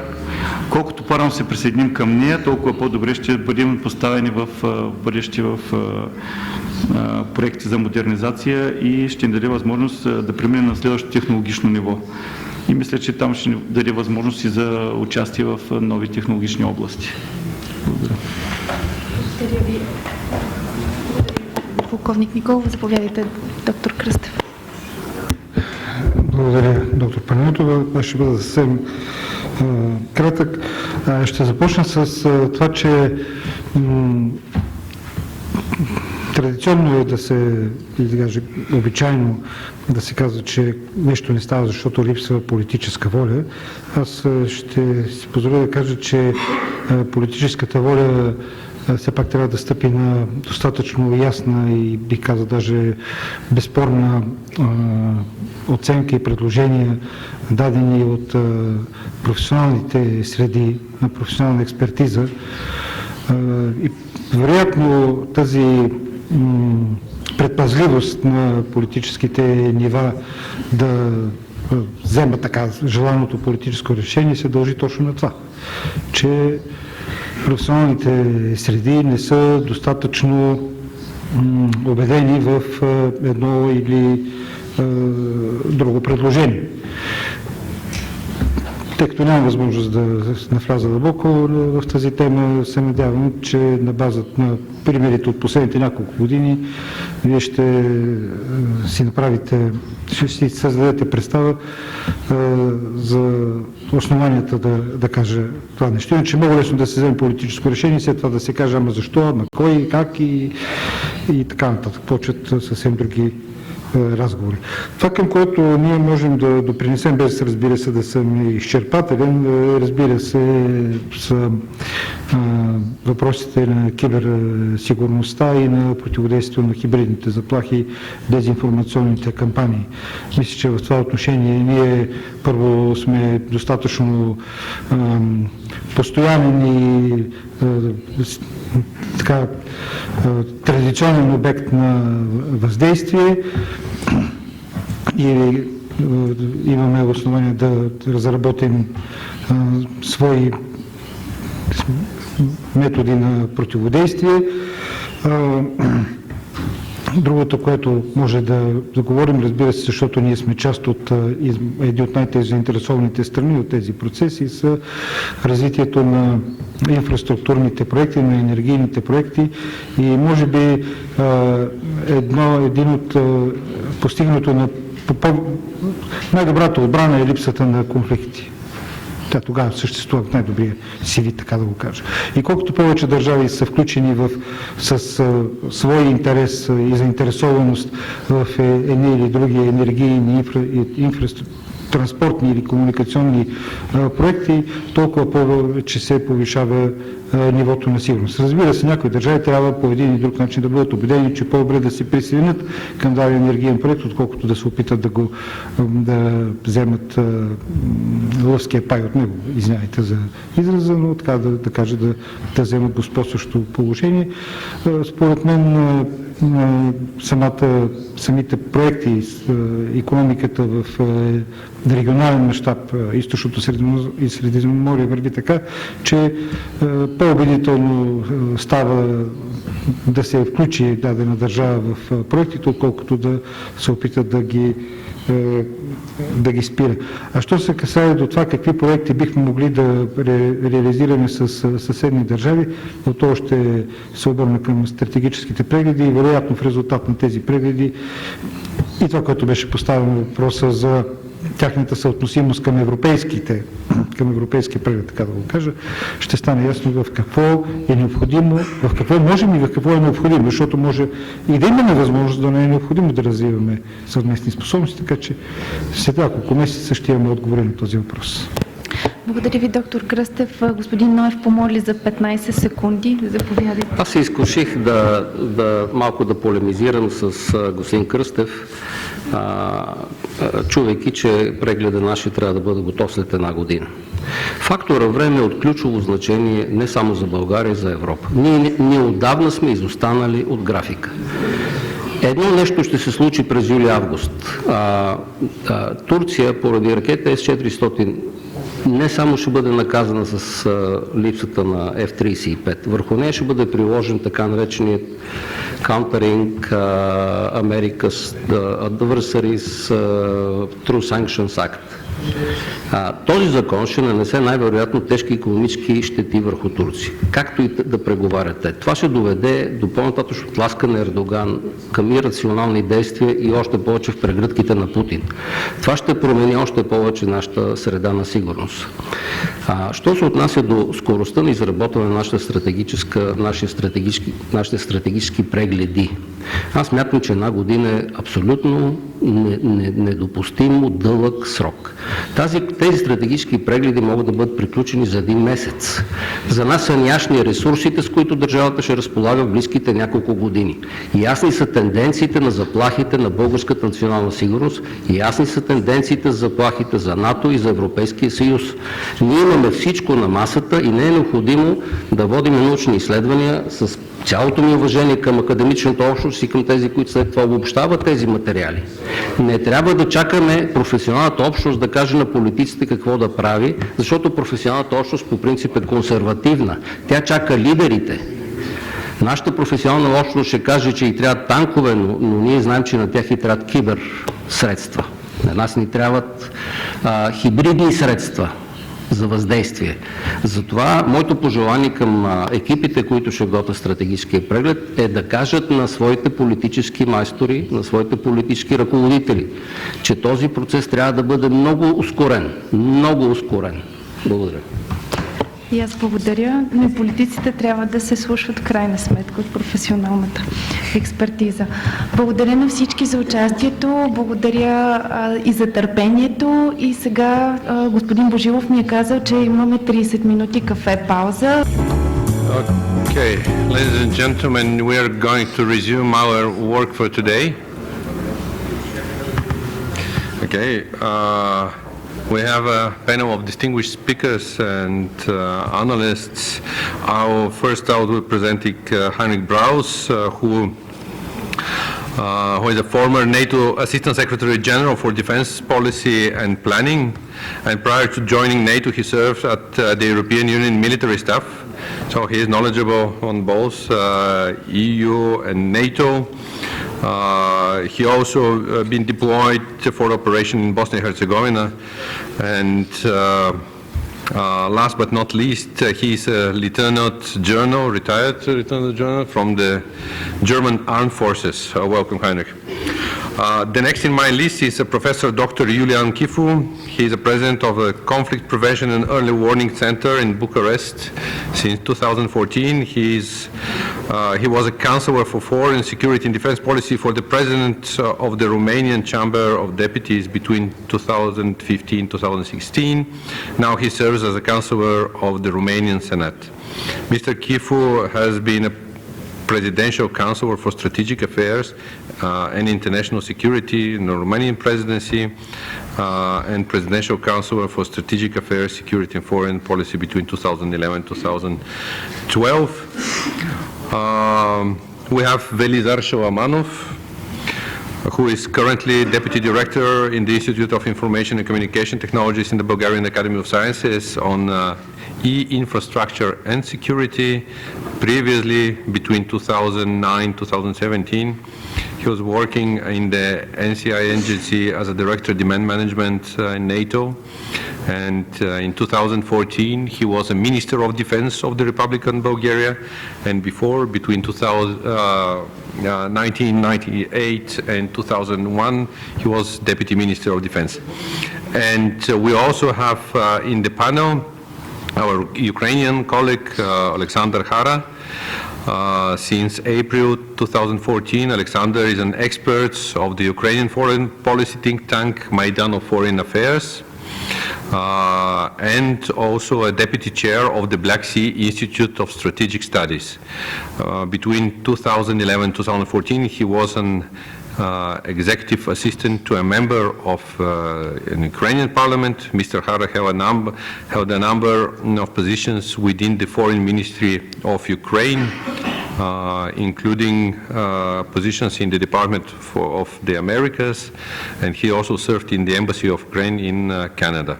So welcome you all, and without any delay, we'll start our discussion, and I'll ask my colleague Henrik Braus to present his view on NATO role in European defense, where we are going, what are the tendencies, and what is your assessment, please, floor is yours. Thank you very much, Mr. Bushido, for inviting me and for giving me the floor. And as our chair has already indicated, I'm a former NATO senior official, and I still feel like a senior official from NATO. And I'm at the same time a German. I will look at what we are discussing today from a Brussels point of view. And Brussels is pretty far in the center or the west of Europe, not so much in the southeast. But NATO's purpose and missions is very much about European security and European defense.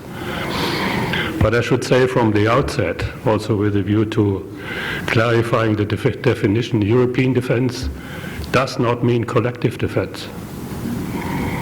There's a fundamental difference. European defense has been derived from the EU global strategy for foreign and security policy.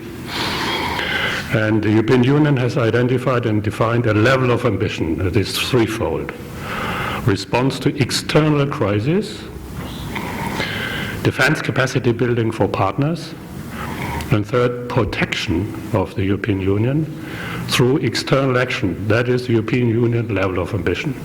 Very different to those who knows to the NATO level of ambition, which is defined by the capability to conduct certain operations, collective defense and crisis management operations. And to this end, to fulfill the European level of ambition, you need a range of capabilities, primarily civilian and military, but very much focused on crisis intervention outside Europe. Whilst NATO is very much focused on collective defense of Europe at NATO's borders, plus crisis management outside of NATO's periphery. Last, and let's not forget that you are an important NATO member located in the southeast of our territory, of NATO territory and the European Union territory, and playing a very important role within NATO and contributing to fulfilling, to NATO's capability to fulfill its mission and posture.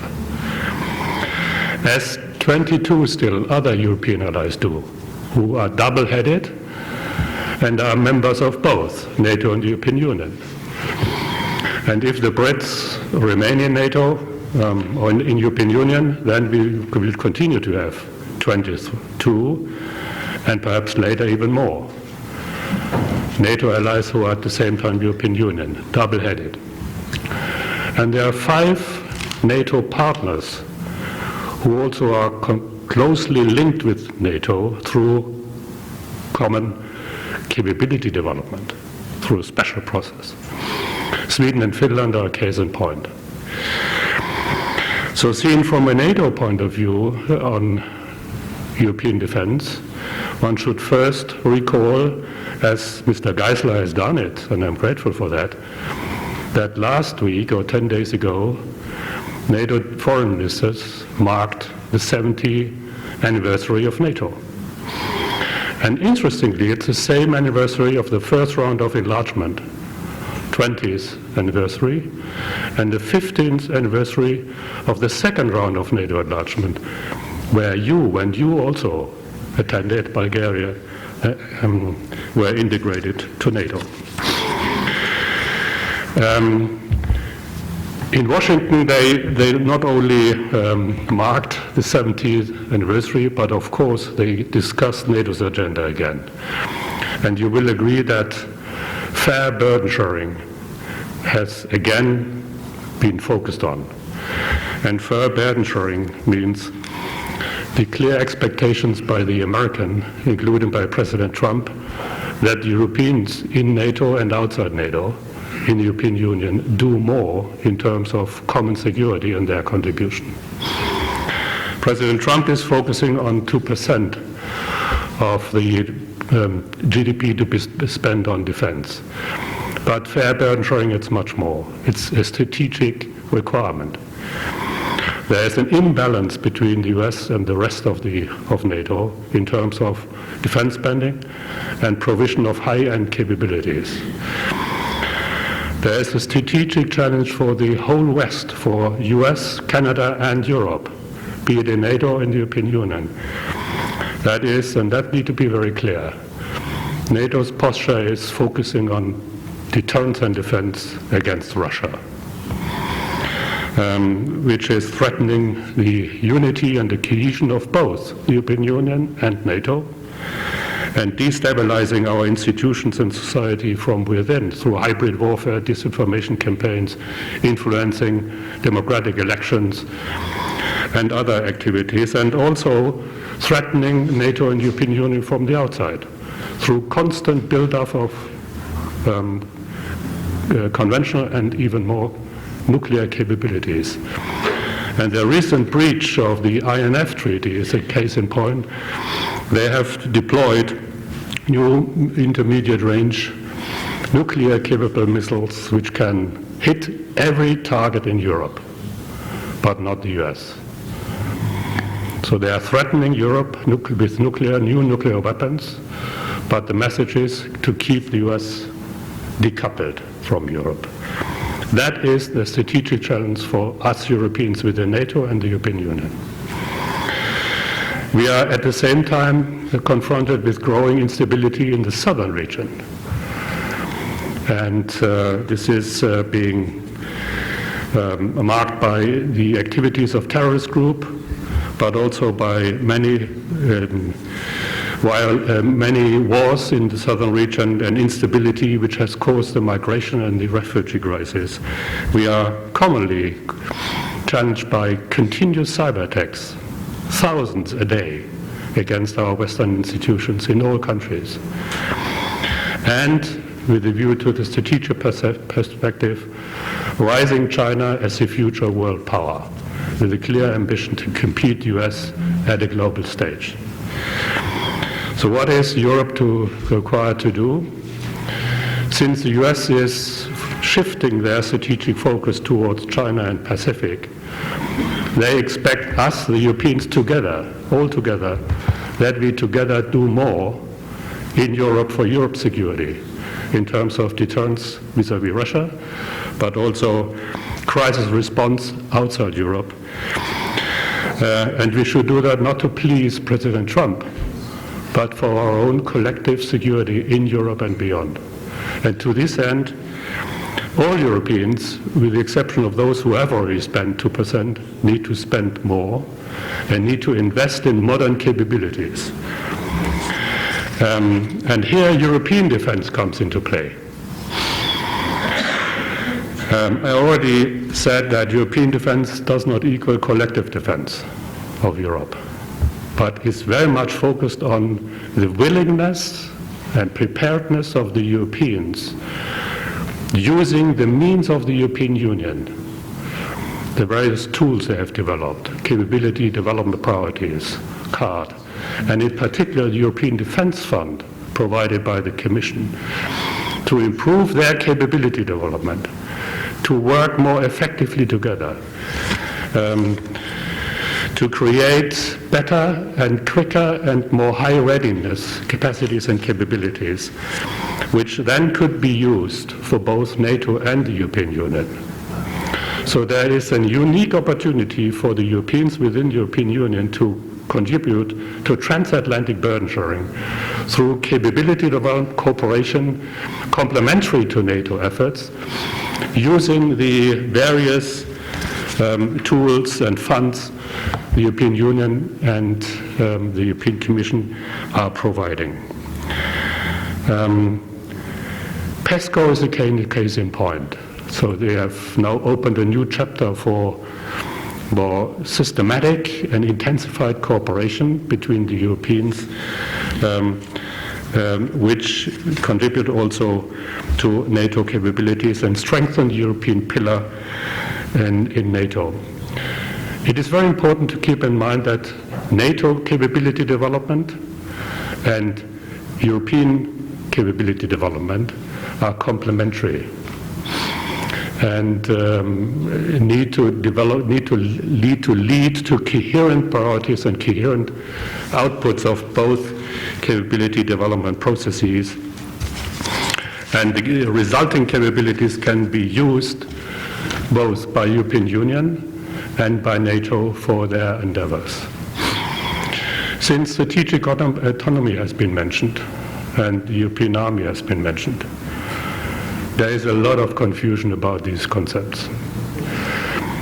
Not only across Europe, but also in France, strategic autonomy is a French concept, which is very much linked to their nuclear capacity and nuclear deterrence, which in their perception makes them autonomous. But realistically speaking, if you look at what the European Union officials, also for example, my government is talking about, then it is the willingness and the ability of the European Union to act autonomously if required for crisis management. This does not challenge collective defense. This is unquestioned. NATO has the sole responsibility and also the sole capabilities to conduct collective defense, and based on that to provide credible deterrence. And the key contributor to that are the US, and continue to be the US. US need to stay in Europe as a European power because their military presence in Europe, also in your region here, and their extended nuclear deterrence is vital for European security.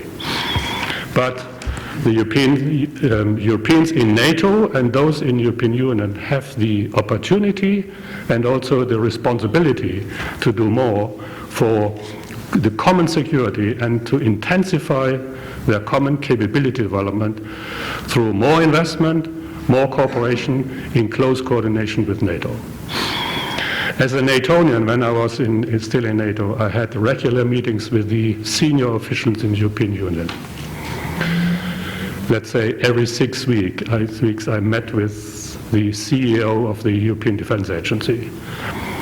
And we were completely transparent and very much engaged in making sure that the capability development they are planning within their capability development plan, and we and NATO are doing a NATO capability development plan, are transparent, coherent, and lead to the same key priorities and key projects.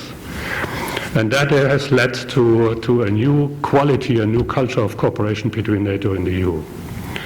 When I was member of the military staff in the European Union some 15 years ago, we could not even meet officially with our NATO counterparts. We had to hide in a dark corner in a coffee to talk to them for various reasons. That has completely changed. Both NATO and EU recognizing each other as essential contributors to European security and stability. And we all have only one pool of forces and one defense budget. But we need both NATO for collective defense and the European Union in case the Europeans need to act independently because the Americans are engaged somewhere else. And to this end, we need to make sure that the capability development is coordinated and effective. It was mentioned that the joint declaration agreed between the three bosses, Secretary General Stoltenberg, the President of the Commission Juncker, and the President of the European Council Tusk, agreed in Warsaw and also in Brussels last year, that they have institutionalized the cooperation between NATO and EU and on a variety of fields: hybrid warfare, cyber defense, strategic communications, operations outside Europe, and capability development. And this has led to 74 concrete projects where NATO and the EU work together and are making progress. And the flagship project is military mobility, which is called Enablement in NATO, enablement of SACEUR's area of responsibility, that we need to do everything that in case of a crisis, be it in the northeast, in the north, or here in the Black Sea region.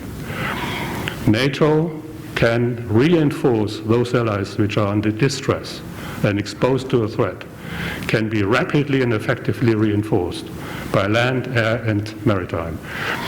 And to this effect, to this end, the European Union has engaged and agreed to support and work together with NATO to enable this movement by improving military mobility, which means primarily investing in improving the infrastructure, primarily in the eastern part of Europe.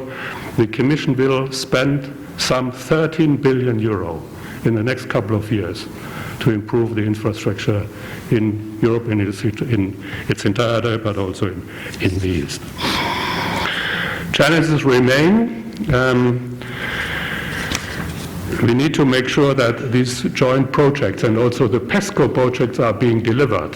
For the time being, it's only paperwork. Politically, it's great progress that the EU member states have agreed to PESCO and have also agreed and are developing the list of PESCO projects. But now they need to deliver. We Europeans need to show to the Americans that we are serious and coordinating and investing in those capabilities which lead to more European capabilities for both NATO and the European Union. And this requires also fresh money from all our member states and full engagement. And if you ask me, the opportunity for Bulgaria to contribute to this process is look at the list of PESCO projects where you perhaps could join others than the three you have already mentioned. Thank you very much. Thank you, Henrik.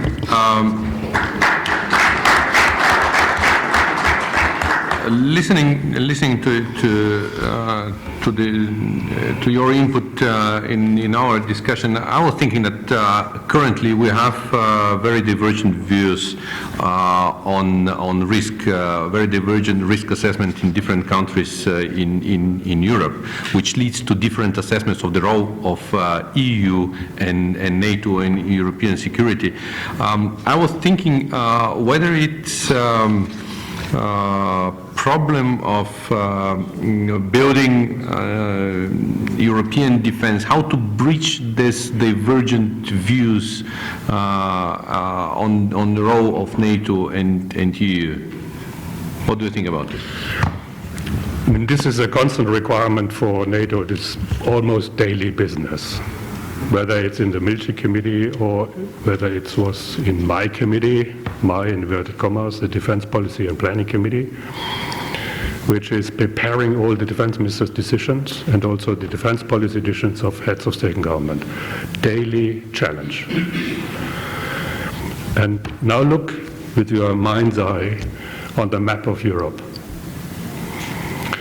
Norway is primarily concerned about the north and the North Atlantic, where they're confronted on a daily basis with Russian submarines and bombers who are flying there, including those who can carry nuclear bombs. Estonia, Latvia, and Lithuania have a common border with Russia. And if you are in Tallinn, you have the feeling that you can hear the 76th Division exercising across the border. And when they conduct their huge exercises, Zapad or Vostok, and I invite you to do that and look at the operational design, you will immediately identify that this is the way the Russians would wage war against NATO Europe. Attack against the Baltic region, attack through Black Sea region, and encircling via the North Atlantic and the Atlantic. It is very clear they are exercising it. Every exercise contributes to being able to wage war against NATO Europe. And those countries in the Northeast, in the Baltic region, are very much concerned. For them, Russia is an existential threat still.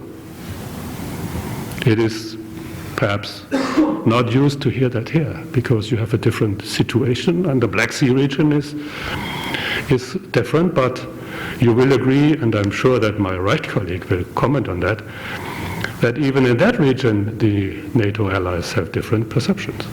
and different interests. The southern region, Spain, Italy, Greece, and Turkey is a special case. For them, Moscow is far away.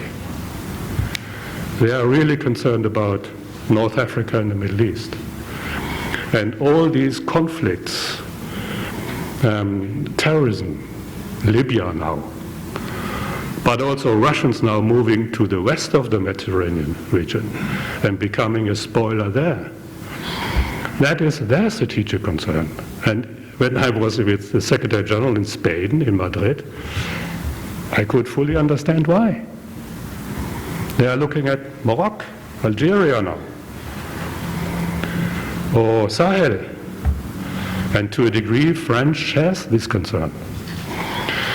This is a fact of life. We have to make sure that all these allies, in the end, come to a common view and can agree to common decisions, 29, soon 30 decisions about NATO's posture. And so far we have been successful.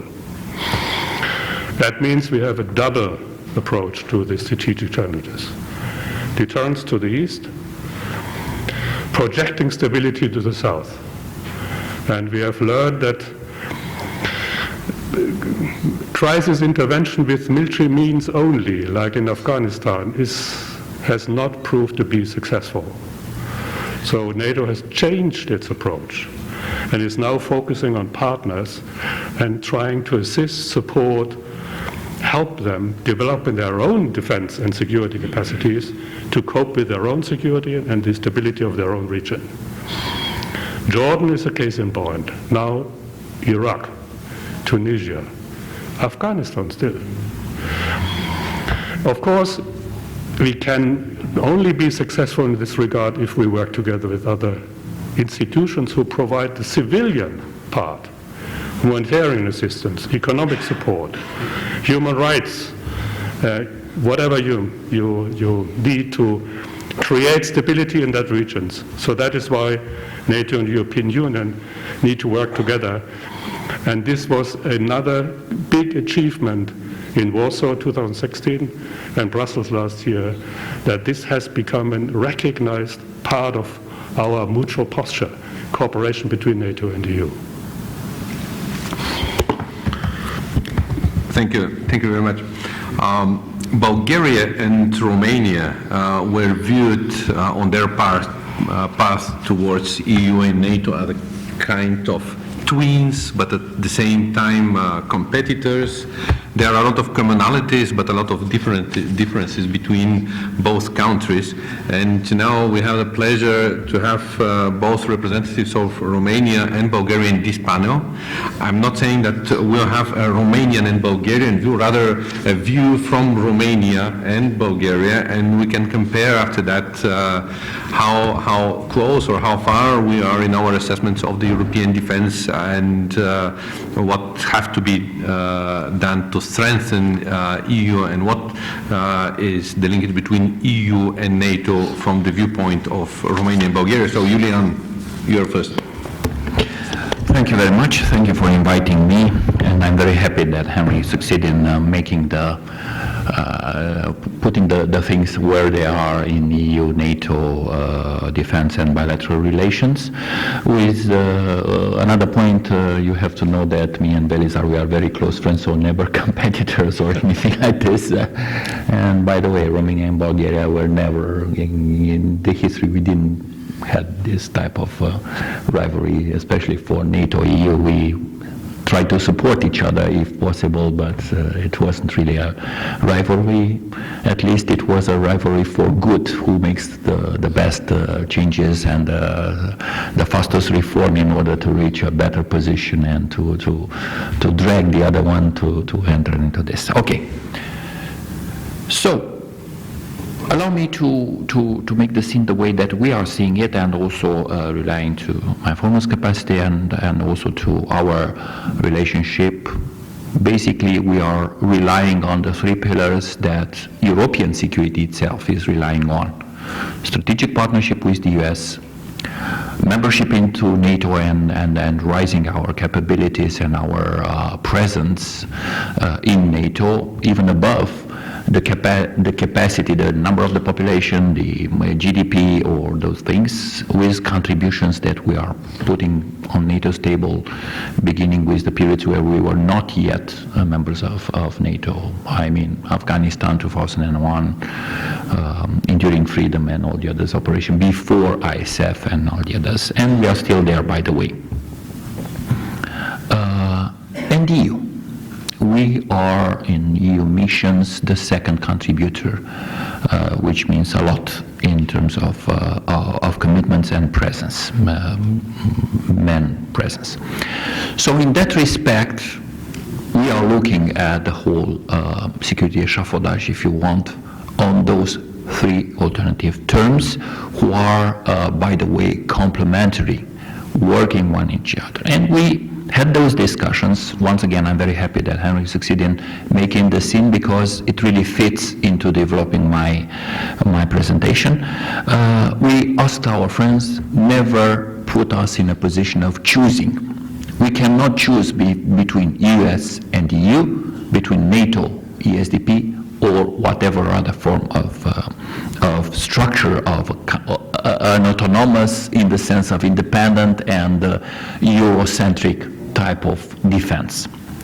So in that respect, that was why in Rome 2017, 9 of May, we had the declaration who launched the process of reflection for the future strategy, the future of the EU, who is going to end on the 9th of May in Sibiu. At this table, we have at least two persons who are going to join us for that conference on the margins of the European Council in Sibiu, that is going to launch the prospects of European strategic thinking for the next 5 years and plus. So in that respect, it was very clearly stated by first President Juncker, who on his 5 projects retracted to the only one which is now applicable, which means altogether deeper with the integration. That was an assessment that launched our period of reflection in order to decide how we can fill this in terms of practical and concrete things. The second point, which is also in the common declaration, it stated very clearly the cooperation between NATO and EU, which goes far beyond what we had in Warsaw or what we had in Brussels, who are complementary. And it's about those are the two terms, complementarity and non-duplication. And it comes from the fact that 22 member states, we already had heard this, of the EU are NATO members. It's about national capabilities that are used in different formats or in on different purposes, but we are talking about the same capabilities committing.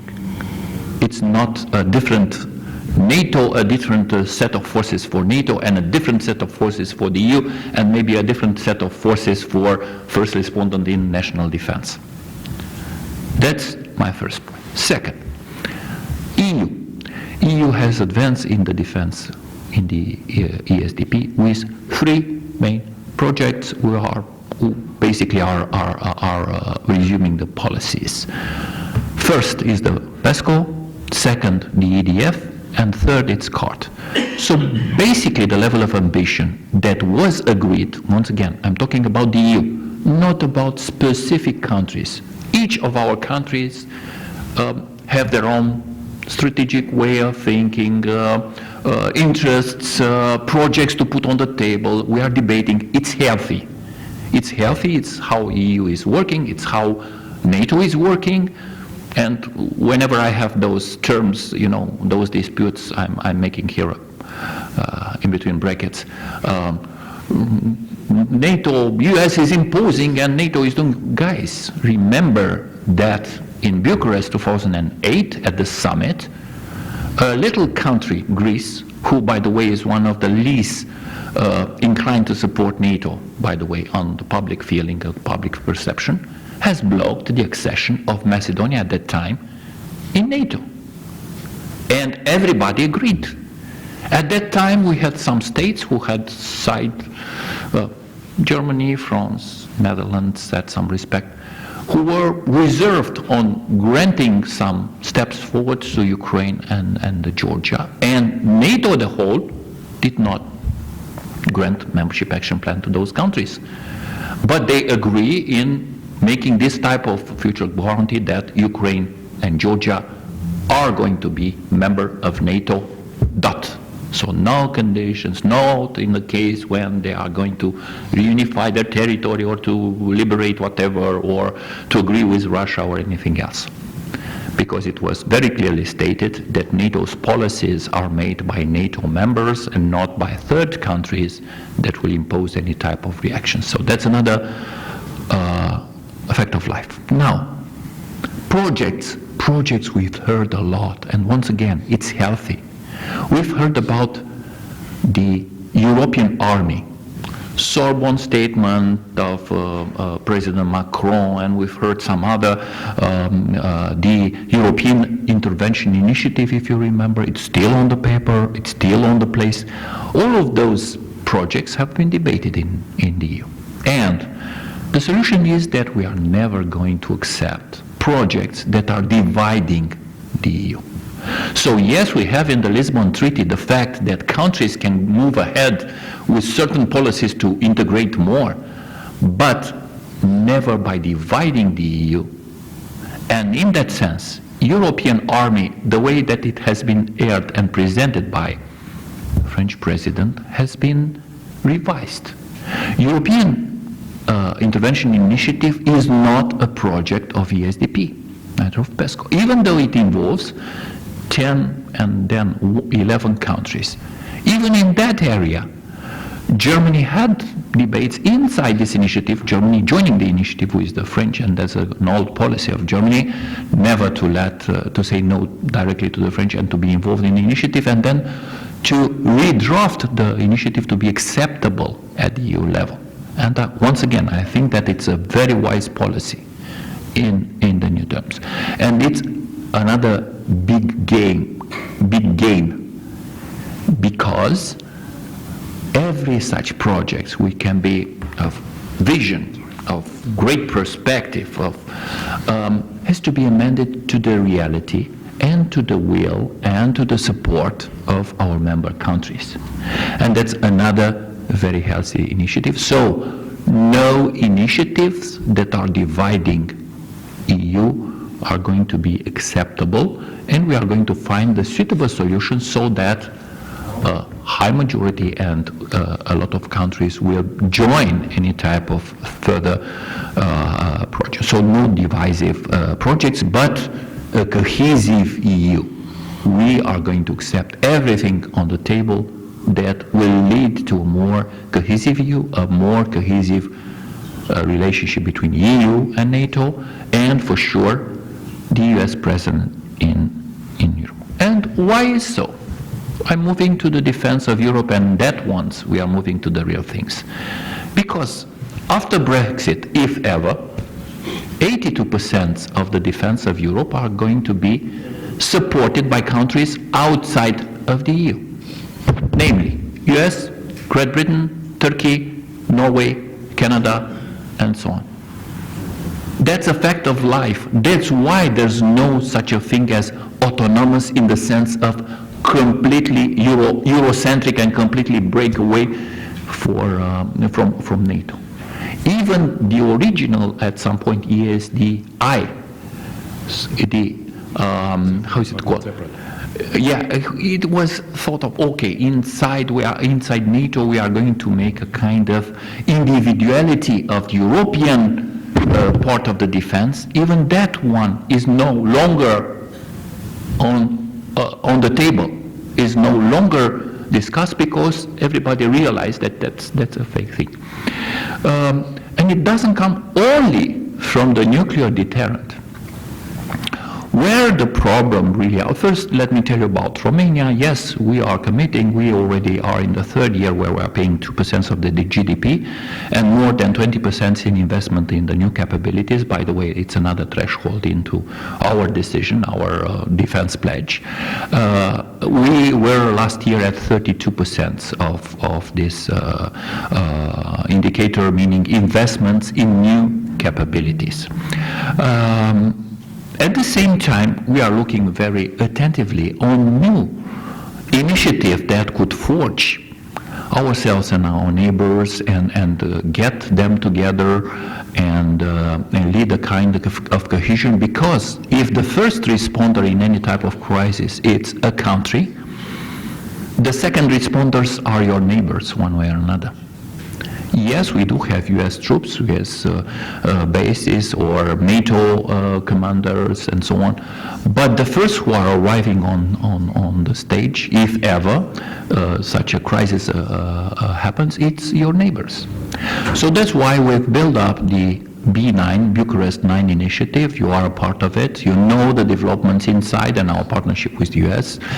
And our common approaches to different projects that we want to promote inside NATO. So it's not a NATO inside NATO, but it's a group of countries that have and share common interest and try to put on NATO's table more of our interest as well to be debated and to be supported. The 3Cs initiative, which is an initiative which goes more in economy and which comprises also countries with they step in during our presidency of the EU, of Germany also welcome, but basically it's US and regional bilateral relationship. At the same time, we have the trilateral, Poland, Romania, Turkey, and all those three initiatives in a type of conundrum are also a type of reflection of a strategic thinking of raising the capabilities to defend in face of the perceived threats and risks that may be or other allies in NATO are perceiving less or are less concerned by them. And sure, and I will just put on the table some ideas, and I would like you to reflect which are the real things where we should look like at, because after the Brexit, we are going to consider two issues. First is France exceptionalism, because inside the EU we are going to have only one country member of the permanent member of the Security Council and one member with a nuclear capacity, and it gives a type of exceptionalism of France who puts us in a position of trying to deal with that new situation. The second point is Germany, and I'm not very sure that we can ever cope with Germany with 2% of its GDP invested in defense. I'm not sure that Poland can cope with, I'm not sure that France can cope with that perspective. And in real terms, the increase from that, the budget today of the German military from 1.2% of its GDP to 1.5% of the GDP that they want to reach in 2024, so 0.3% means at that moment 2 times the SDP budget. It means 2 times the budget that the Minister of Defense of Romania has at this point. That's only the increase to 1.5%. Go figure out what 2% of GDP means in investments in defense capabilities in Germany. Yes, Germany has a lot to catch up, has a lot of investment. It's really, okay, they realize with holding the VJTF commander and with their intervention in the Baltic and support, how bad and how much they need to catch up. And not only about personal, it has a lot to do with a lot of capabilities to catch up. But at the same time, there's another problem where we have to think. And the third point, for sure, it's about the fact that, as you have seen in the European Parliament, there's a vote on moving to qualified majority for foreign affairs, defense and security policies. If ever, after the Brexit, we have France and Germany who would never be much much by the next 13 countries in terms of strategic weight, which means like never. So we have to think also, and that's another very important point, how to change the ratio, how to change the vote in order to rebalance after and if Brexit ever occurs, in order to avoid, it's not good for France, it's not good for Germany to move to such a policy when European politics are going to be a bilateral Franco-German affair. By no means. It's not healthy for them, it's not healthy for any other part of Europe who is going to be involved. So those are the three issues, strategic issues, where I think our minds and our research and ideas should come in order to find solutions and to cope with this, and I'm sure that Henrik will take this on the debate. Thank you. Thank you, Julian. I'm pretty sure that Velizar will agree with most of everything which has been said. But having said that, I have to mention that there are still a lot of differences and divergent views between Bulgaria and Romania. And I can recall the situation with the proposed Black Sea flotilla and the different assessment and different reactions. Velizar, what do you think about this? Yeah, thank you very much, Jordan, for invitation, and to be part of this panel is really a privilege, and to have audience for discussion. Yes, I really want to focus on specificity in Eastern Europe and Southeastern Europe, because for many years we were working hard to be prepared for joining NATO, joining European Union, but the real term is enlargement of NATO and enlargement of European Union. So it is time to see more NATO and more European Union in Eastern Europe, in Southeast Europe. So because there are a lot of complex issues, I decided to start with something that is evident, and it was mentioned, one set of forces. So in the route of defense, whatever it is, collective defense or crisis management or really cooperative security and partnership development, are capable forces. And there are three very important trends recently. It is multinationality, going down to tactical level, with requirement for higher level of readiness, and it is requiring different type of training, and much more intensive and connected training and exercises, and it requires really acquiring of capabilities jointly. Because if you try, especially small nations, to acquire capabilities separately and relying on national industry and pure national interest, it's very difficult to achieve after that interoperability and readiness. So my point is that force structure, especially NATO force structure that is well developed, is the most fundamental element that we need to focus on. Of course, there is no such thing as European force structure, but we have European battle groups, for example, and as example, Ukraine is part of European battle group together with Romania, Bulgaria, Greece and Cyprus. So we have example of engaging partner nations in EU format. We have such examples of engaging partner nations in NATO format. It means on the level of force structure, we have a kind of laboratory to explore opportunities for closer cooperation, including on regional format. And I want to stress this regional format that is not in contradiction with NATO or EU developments. When I was in NATO, actually, a lot of time I spent in support of NATO force structure, especially multinational corps in Szczecin, with the multinational division in Poland and all the NFIUs, but we were quite successful working with Romanian colleagues, especially with General Oprea, with General Savu, to start this multinational division in Bucharest, and I really hope to see further upgrade of this initiative going up to the core level. Why? Simply because the example of core in Szczecin is unique. It is a core with 3 framework nations, Poland, Germany, and Denmark, and it is the only core in NATO force structure with regional responsibilities. It is custodian of northeastern security.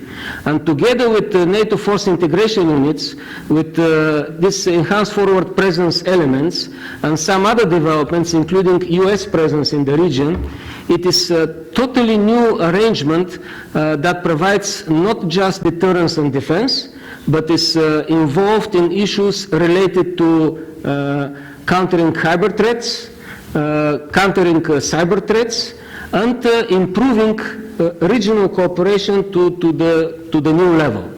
So my dream will be to have something similar in Southeast Europe. Actually, Southeast European Defense Ministerial was started in '96, I remember, in Tirana, in order to help the countries in the region to prepare for NATO membership. The first serious step forward was multinational brigade, and the headquarters was in Plovdiv, as you remember, opened in 1999. So we simply have to learn from the experience of our allies in Northeast Europe, and to remember our experience with cooperation in Southeast Europe.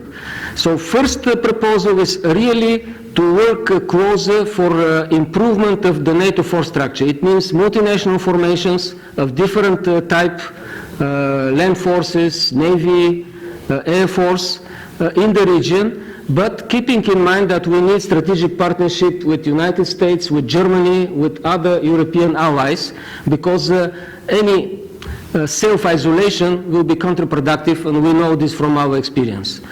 Second, and there is a lot of progress in this, but consolidation, further consolidation is needed, is to synchronize all type of exercises in our region. Actually, synchronization conference of ACT was in Bulgaria in 2017.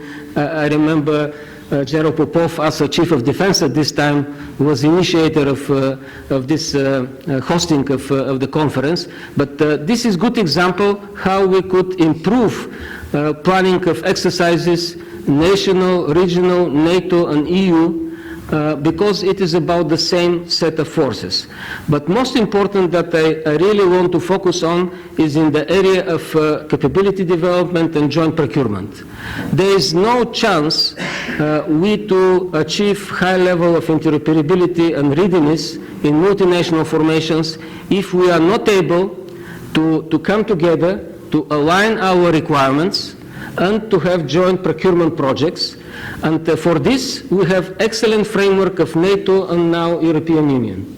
And for good reason, all the nations in Eastern and Southeastern Europe, at least B9 nations, both NATO and EU members. It means we could use all the instruments of NATO for capturing requirements, for using NATO first solution, so everything that was tested in NATO operations, and at the same time to use the mechanisms given by EU that were well discussed in the first session, including PESCO, including European Fund, including industrial cooperation, because procurement of new equipment without industrial cooperation, as Minister Noev mentioned, will not work well. I think that these are 3 elements, but I will refer back to success of NATO, because I strongly believe in EU, but what we have as a positive example is the success of NATO. And from all 14 articles of Washington Treaty, I always focus on Article 9, because Article 9 says very clearly, NATO will establish all required structures to support implementation of this treaty. So if we have new challenges to our treaties, both the Washington Treaty and European Union, we need to establish structures that are facilitating implementation of the ambitious ideas. We started since 2012, when the Smart Defense and Pooling and Sharing were launched in NATO and European Union, to talk about the kind of joint office of NATO and EU agencies for the projects in Eastern Europe, because of the specificity of the region, because of the challenge for practically total rearmament and getting rid of all Soviet equipment, and at the same time doing this in the format of closer regional cooperation, of more multinational formations. So for me, one important step is to think in this direction, because the capacity of every separate country to run complex rearmament projects is limited. And it is especially limited when it comes to use instruments of NATO and European Union. Such a joint approach with physical presence, and having in mind that both NSPA, NCA, and actually OCCAR are customer-funded agencies. It means it could come only through the initiatives of the countries in the region. If they have enough projects, if they have enough money behind these projects, if they have harmonized requirements focused on readiness and interoperability of multinational formations and more connected exercises, there is no high-level political decision needed in order to have such type of arrangement in order to support implementation. When it comes to exercises, I think we are very close between NATO and EU to have full synchronization, and US specifically active in Romania and Bulgaria with joint facilities that we have for training. So this is something to move very, very easy. And I will finish with this, that we need clear initiatives to be pushed through B9, to be pushed through Southeast European cooperation, and to engage with them, but already with something substantial that is of interest of the region, to engage our bigger allies like Germany, like United States, like Canada, for most effective implementation that will be mutually beneficial. In 2014, we actually proposed such initiative in the SEDEN framework, Southeast European Defense Cooperation, that is projectized cooperation, focused on list of specific projects, very much based on the experience of NORDEFCO. It was still probably too early for our region in Southeast Europe for this. But I'm a strong believer that now B9 is mature enough to go fast from the level of presidents, foreign ministers, minister of defense, through chiefs of defense, down to joint procurement projects, especially for multinational formations, especially for exercises to prove this readiness and interoperability. So I will finish with this simple example of initiative, because I'm sure that starting from this, we could go very fast up through the levels of force structure, command structure, and up to the political level, if we are able to achieve visible results on this practical aspect with the involvement of our military professionals that are already working on a daily basis and need a little bit of initial political support to materialize such type of ideas. Thank you.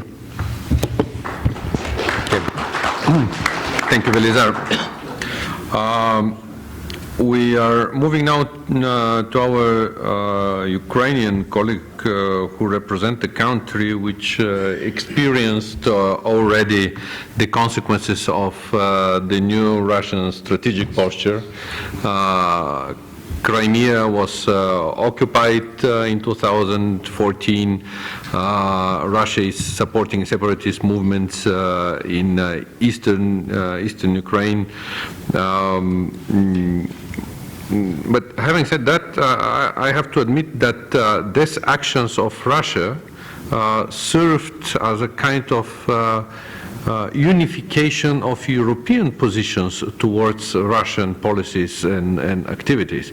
But now let me ask you, what is your assessment in Ukraine? What is your view on developments in NATO and EU, and what are strategic priorities of your country?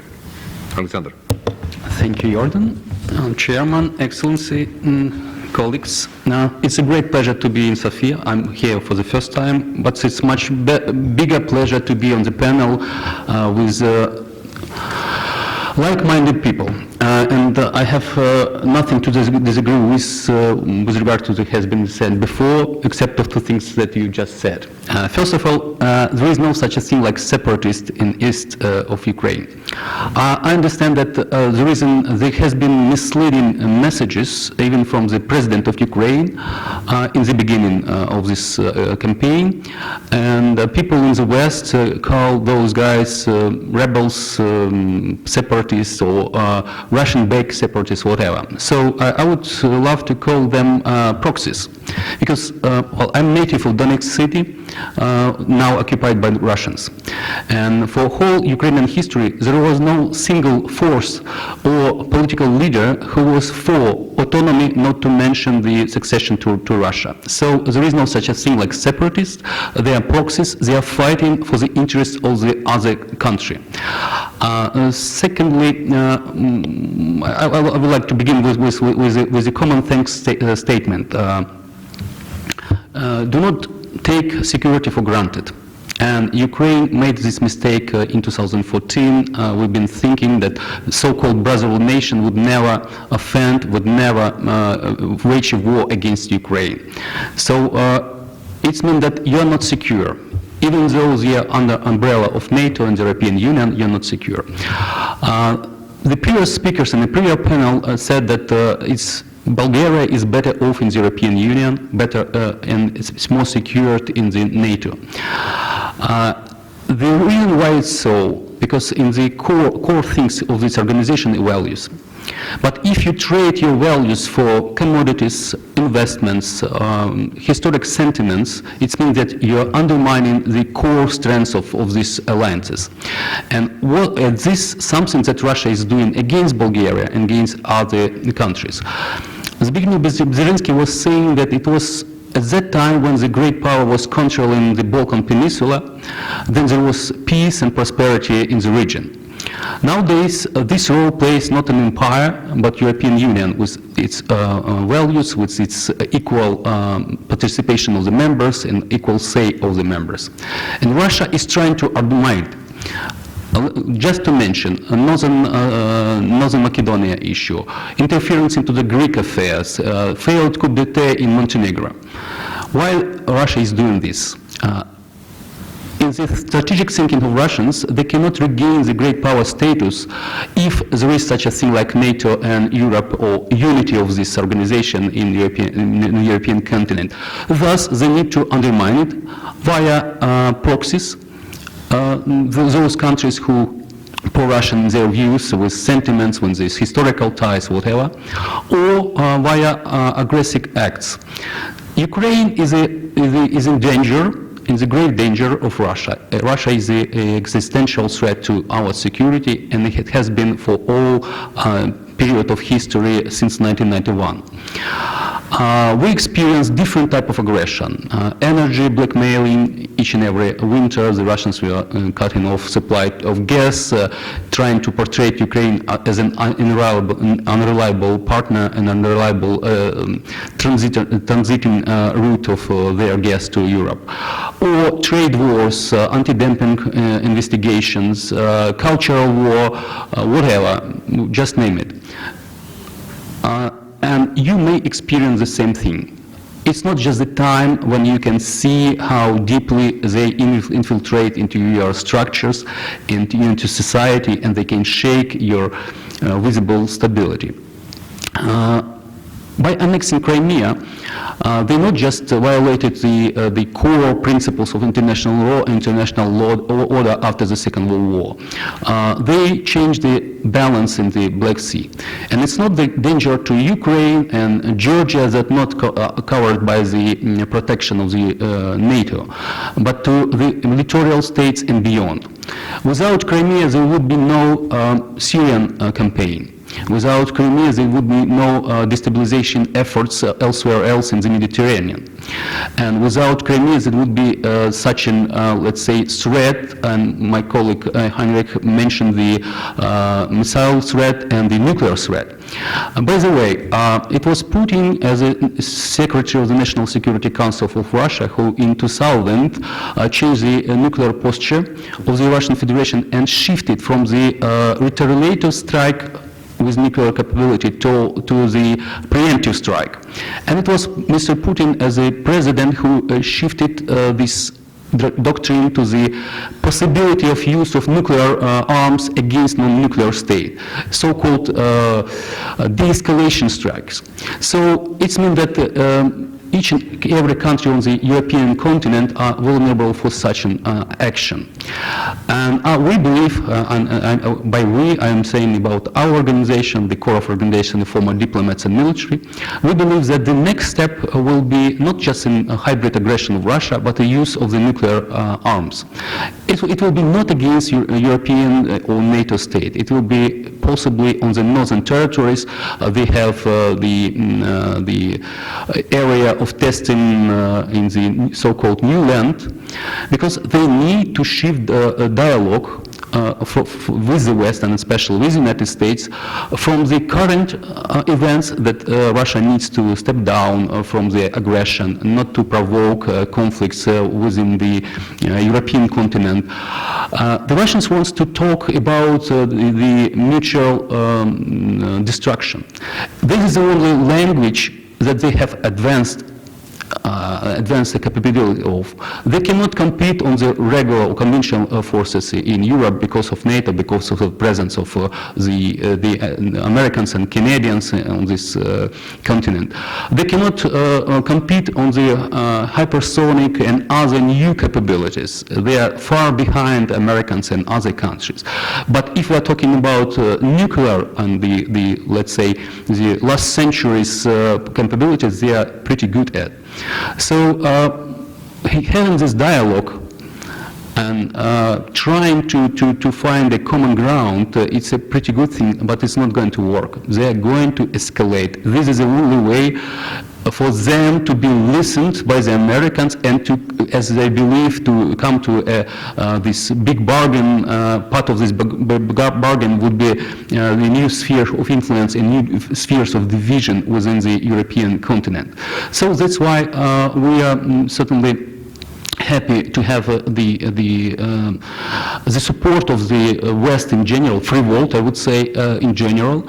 Certainly we are lacking more support, and especially in the military, including the lethal weapons, because we have a gap in capabilities if there is a full-fledged campaign against Ukraine. But at the same time, we understand that we can do a lot of our homework as well. And first and foremost, it's not related to the military. It's about national unity. It's about political change. It's about fighting corruption. Corruption, not in a regular sense, but corruption as a major foreign policy tool of Russia. By buying local elites, they are buying political influence and are capable of stopping changes in your societies and undermining unity within the NATO allies and the European Union. Thus, we with some concern see this discussion about the strategic autonomy, because France, it's the pretty interesting country, and in some parts of the history, they were not that reliable to other NATO members, and they're doing to just to boost their position within the club. And certainly we are not happy even with Germany, even though Germany supports us politically. Germany hasn't provided us with a single element of weaponry. Germany invested heavily into dialogue and political settlement, which is impossible. It's a dead end, because Russia considers dialogue as a sort of a weakness of other partner. When it sees the strengths, when it sees that the other part is fighting back, they are ready to accept such a state of affairs. But if not, they will go further, escalate, and certainly undermine other countries. So Ukraine would I would say, I believe that we're not going to change this course towards the membership of the European Union in NATO with a new president, even though we don't have a team appointed on the key position. But anyway, this president hasn't been let's say, he hasn't begun his term in office, but we would love to see support from countries like Bulgaria, given all constraints and reservations that you have with regard to Russia, to the situation in Ukraine. I believe that it would be for the benefit of all members of NATO and European Union if Ukraine would be not as just a bordering nation, but a part of this organization.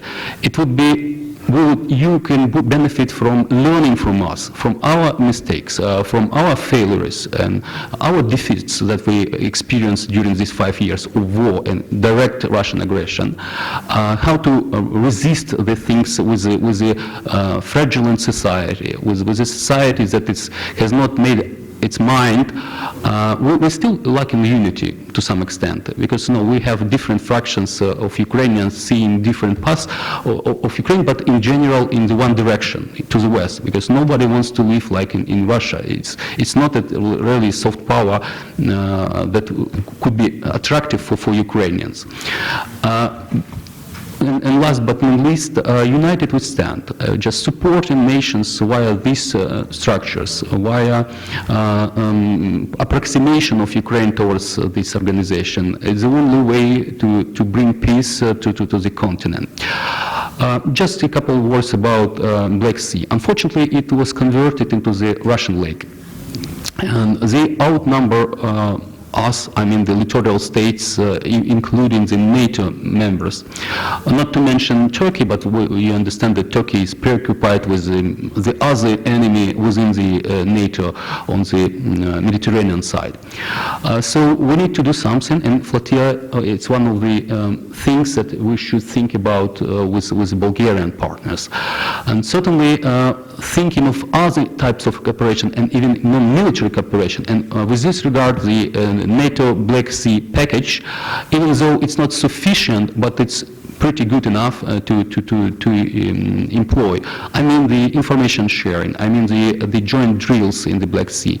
I mean more integration of our military and civilian structure to assess threats that is arising from Russia and other actors in the Black Sea. To cooperate heavily on these things. We witnessed the new type of warfare in Azov Sea. In May 2018, the Russians began to employ new tactics of blockade of the sea, because after the seizure and illegal annexation of Crimea, they have a control over the Kerch Strait, and they begin to impose their rules, and they were trying to push the maritime trade out of Azov Sea. And they're still in control of the sea. They have much bigger force of the FSB border service, not to mention Crimea, heavily militarized Crimea. And we believe that they are going to employ these tactics against Ukraine in the Black Sea, because 80% of our maritime trade goes via the Black Sea ports of Odessa and others. And other littoral states are in danger as well, so they can make, let's say, drills in international waters or whatever reason to stop the international maritime traffic. So they would be employed to undermine the stability of the region, because the only way how to regain the great power status is to undermine what is valuable for all of us. Thank you. Thank you, Alexander, for sharing with us your assessment. And of course, it was important to hearing from you that after the Ukrainian elections, we should not expect any major changes in the strategic orientation of Ukraine, which is a very important country. And thank you for bringing the issue of Black Sea security again to this conference, because I consider it's of big importance. So now we have at about 30 minutes. I would like to invite you all to share your own views or to ask questions to our panelists. So over there we have two questions. Thank you. Present yourself and to whom the question goes. My name is Nikolai Pavlov. I work for the Bulgarian Academy of Sciences, for the Center for National Security and Defense Research. Congratulations to the organizers for this topical issue. And thank you to the presenters for your insightful presentations. I have a comment and a proposal. In academic terms, in academic literature, European defense has not been sufficiently conceptualized. European defense is seen as the European Union is seen as a civilian power, as a normative power, which to great extent reflects fears of militarization of the Union. This is probably connected with history, if you like, with the Second World War, but this is an important issue in terms of public perceptions. And secondly, in my view, we are lacking the bottom-up approach in the debate on European defense. So far, the approach is mostly top-down at the political and expert level, but the bottom-up perspective is lacking. And I'm thinking about the following thing. The European Commission has launched 3 scenarios for the development of European defense and the EU's common security and defense policy. You know them, they're the present day scenario, shared security and defense, and common security and defense as a more, the most integrated option. I think that it would be useful to have an EU-wide referendum on these 3 options, and that would be an expression of European sovereignty on this specific issue, which is really very important for Europe. Thank you. Okay, thank you very much. We'll take additional, here we have General Subev over there. After that, Zlatogor Minchev. Major General Sabev, retired Major General Air Force and a former Military Rep of Bulgaria to NATO HQ. We all agree that all European nations, but also NATO nations, they have a single set of forces. But I would like to remind 2 old concepts from the late 1990s of last century about the European pillar in NATO defense, and also about the pooling and sharing concept, of course, and the Berlin Plus agreement. Do you see any potential of reviving and expanding these old concepts in terms of broader and deeper cooperation between NATO and the EU in capability developments? And my second question is concerning the strategic autonomy of the European Union. Do you think that the strategic autonomy is valuable and credible without European nuclear capabilities? In terms of if, let's say, Russia continue to develop its intermediate range forces, deploying them in the next, let's say, 5 to 10 years, and if European Union has some capabilities, nuclear capabilities, it could have a, let's say, strong voice in some negotiations of abolishing again this type of weapons. Thank you. Okay, thank you. Could you please pass the microphone to Dr. Gorminchev? Thank you very much. So this panel is more internationally oriented, so I try to address my question like this. Last year, during our presidency, Mr. Bourgilov organized really high-level official discussion and about the European defense budgeting. There's a big discussion with really the political figures. So my question is like this. We live in the digital age. So nowadays the challenges are mostly related to stuff like information warfare and hybrid threats. And the question is, how do you believe that within this competition for big power chauvinism, European defense could contribute to such kind of new security challenges and solutions? Thank you. Okay, interesting perspective. And one more question over there. I will give the possibility to our panelists to answer, and after that. Благодаря ви. Аз съм Васил Михайлов, бивш народен представител от СДС. При мен така се бият две състояния на голяма благодарност към втория панел и категорично неодобрение на първия панел. На тезите изразени там. С благодарност към организаторите от Фондация Конрад Аденауер и от Софийския форум. По сигурност това е моето мнение. Слава Богу и с голяма благодарност към мистер Хенрих Браус, който сложи нещата по местата им.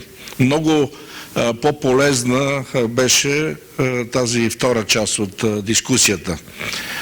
Боя се, че опитите да се говори за дублираща европейска отбрана всъщност е опит да се ерозира евроатлантическата връзка като фундамент на свободния свят.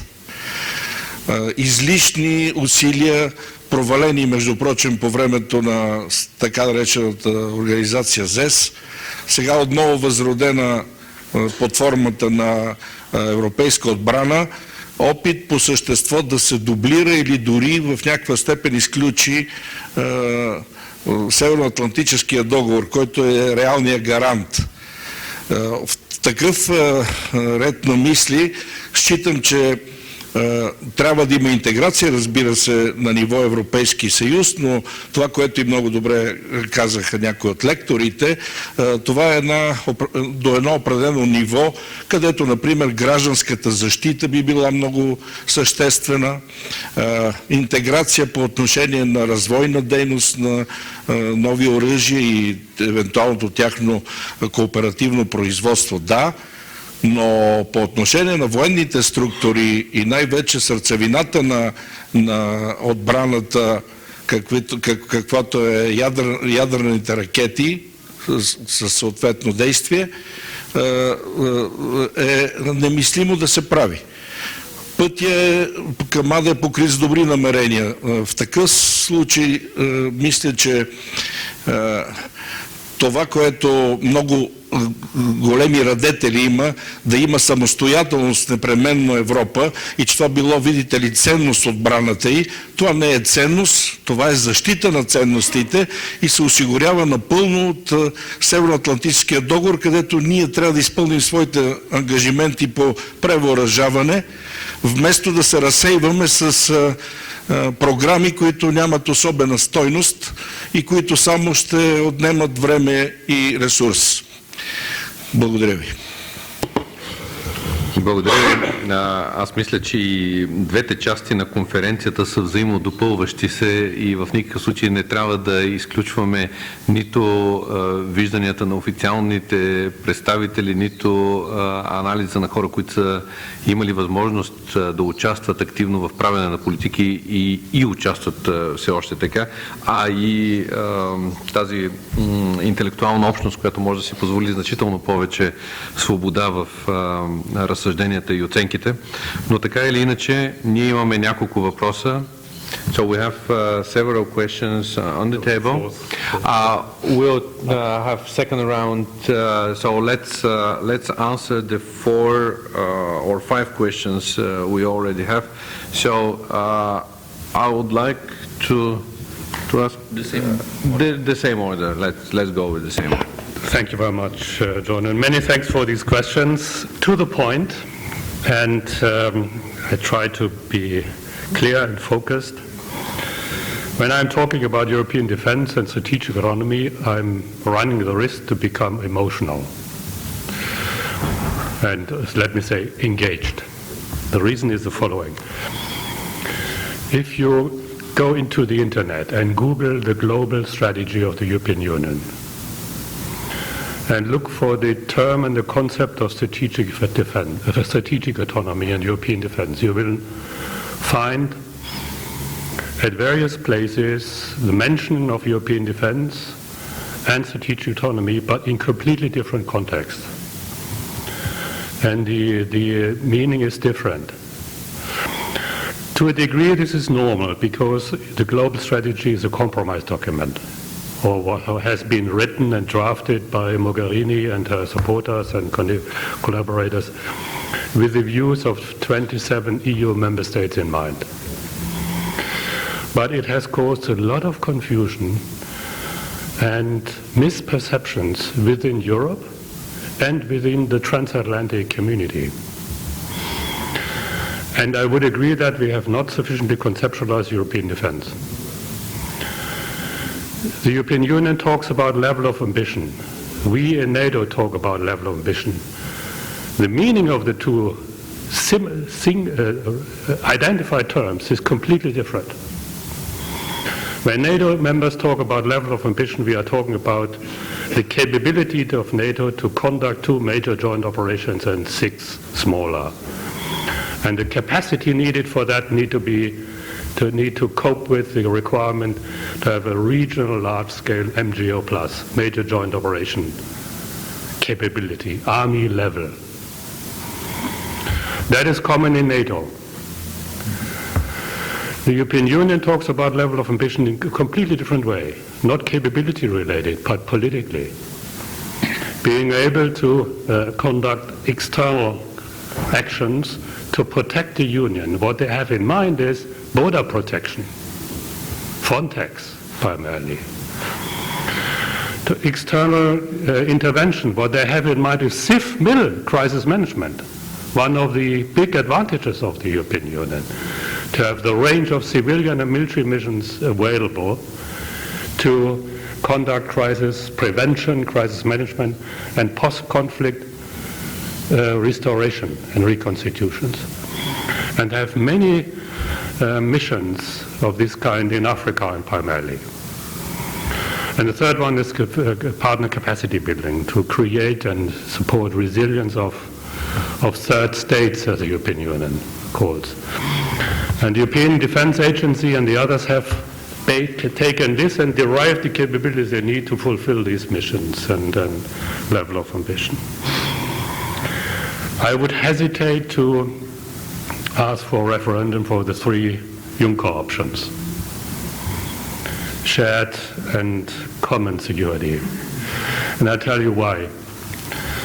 It is also the concept of shared capabilities or shared security and common security has caused a lot of frictions within NATO because the perception is different. And I'm talking about the perception of Norway, not a member of the European Union, but key for European security. I'm talking also about Turkey, not a member of the European Union, but key strategically for European security and defense. I'm talking about US, indispensable for European security. But every time we talk about strategic autonomy here in Europe, it is perceived as in Washington of decoupling, Europe moving away from the US.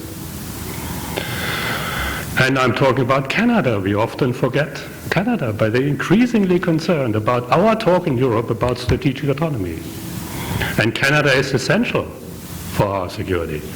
They have deployed lead a battle group in Latvia. They have returned to Europe with forces. So when we Europeans talk about our own independence and strategic autonomy, we have not sufficiently in mind the perception of our partners, which are not members of the European Union, but key for our own security, vis-à-vis Russia, but also the South, vis-à-vis cyber threats and hybrid warfare actions, which are not only emanating from Russia, but also from terrorist groups. So it would be helpful to think of the implications on those key allies which are essential for our security, including in this region. The presence of the Americans here in this region and in the Black Sea is essential for your security. And the same is true for the Northeast and for the North and even for the South and the whole of Europe. Strategic autonomy, if you take the concept by its word, strategic and autonomy, you are absolutely right. It would need to include nuclear deterrence. In extremis, strategic autonomy would imply three things. Nuclear deterrence of Europe, not provided by the US, but by whom? France will never do it. UK has not the means. Germany, you won't like it, and it would not happen. So, nobody else, because non-proliferation. Yes. Third, this is second, the capability of the whole of Europeans to provide for collective defense against external threats. Without US forces, and there is a study of the International Institute for Strategic Studies who have examined, based on the national inventories, whether the European Union member states could provide for the whole spectrum of Petersberg tasks of crisis management with their own capabilities. The result was, no, they can't, not even that. They are at the lower end of the operational spectrum. Then imagine collective defense by the Europeans alone. In the future, without the British capacity, which is the strongest one in Europe, let's be careful, but thinking about the implications of certain concepts and terms. And finally, strategic autonomy, not regional, not only in North Africa, strategic, the whole globe, means the Europeans would need to be capable of global crisis intervention and support of the US globally, for example, to protect the sea lines of communications across the globe, which are much more important for the Europeans than for the US. Therefore, I'm pleading for let's being aware of the implications in the mind of others, which are essential for our support and security in Europe. But perception matters. So I would prefer, instead of talking about strategic autonomy, where so many people have different views, let's talk about enhanced responsibility of Europe, enhanced contribution to the common challenges for the whole Western community, North America and Europe. And let's think about what we together in Europe need to do to rebalance the imbalance between North America, US, and Europe with regard to capability development needed to protect and contribute to the protection of our own security interest. Finally, Berlin Plus, ESDI. What I like in connection to ESDI, European Security Defense Identity within Europe, remember 1996 and 1999, where the Americans were very concerned about decoupling.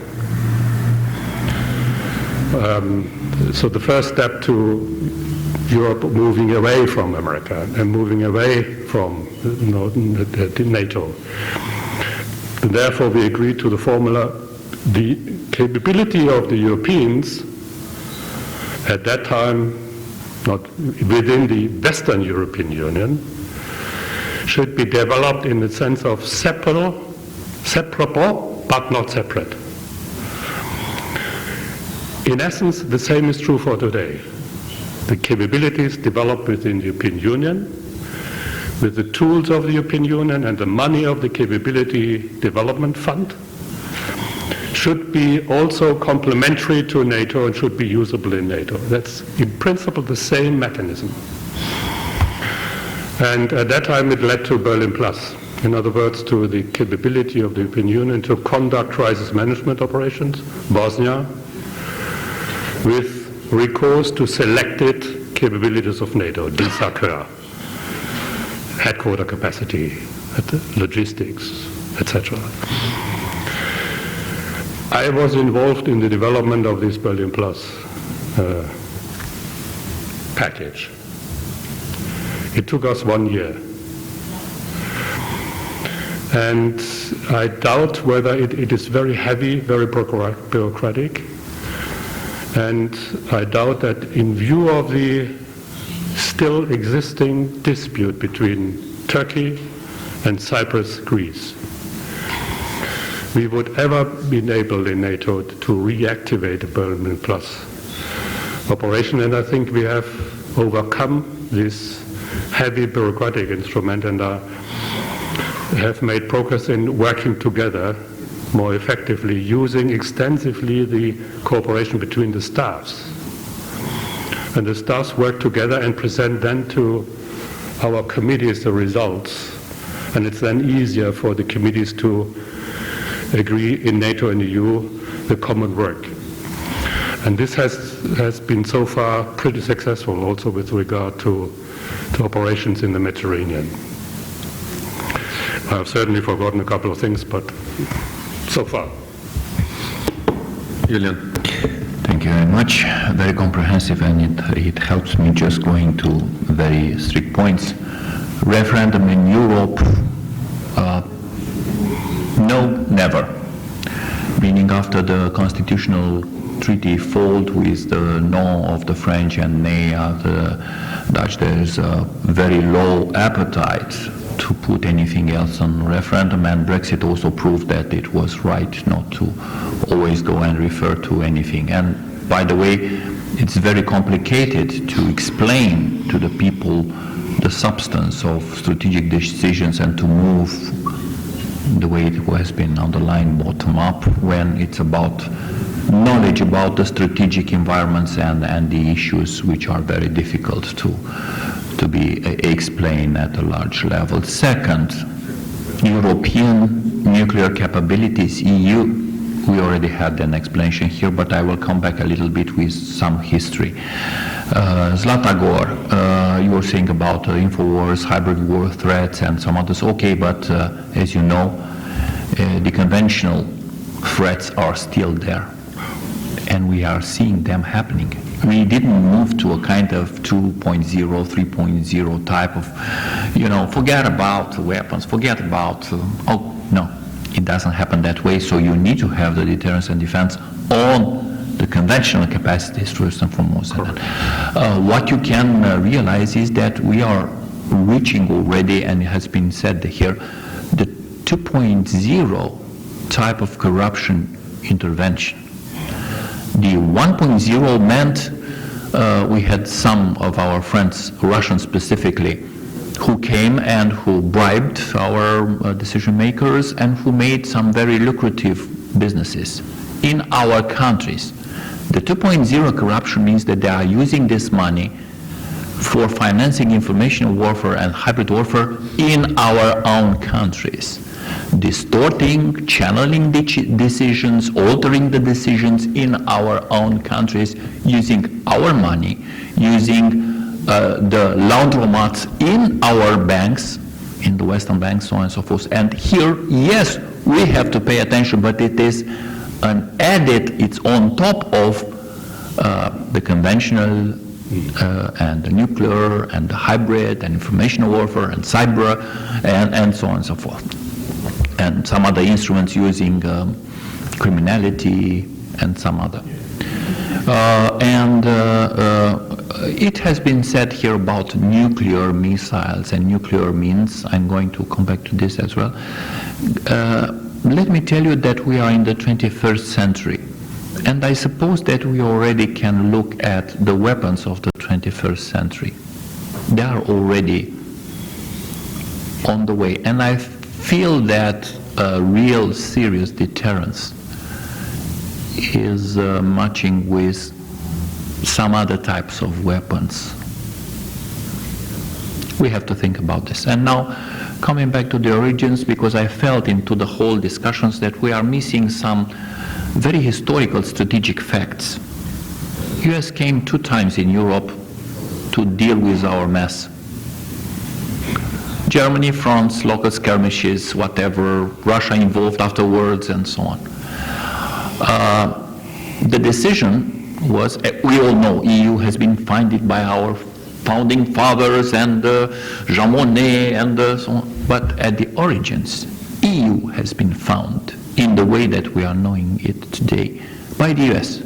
First to control steel and coal in order not to make weapons, so to control each other and to balance this. To balance the Euratom and the nuclear energy and not to waste this to go to kind of proliferation. So it was about the control of the weapons, and third, about the common market in order to fulfill the original Marshall Plan and to develop ourselves, also having a common goal in order to avoid future wars.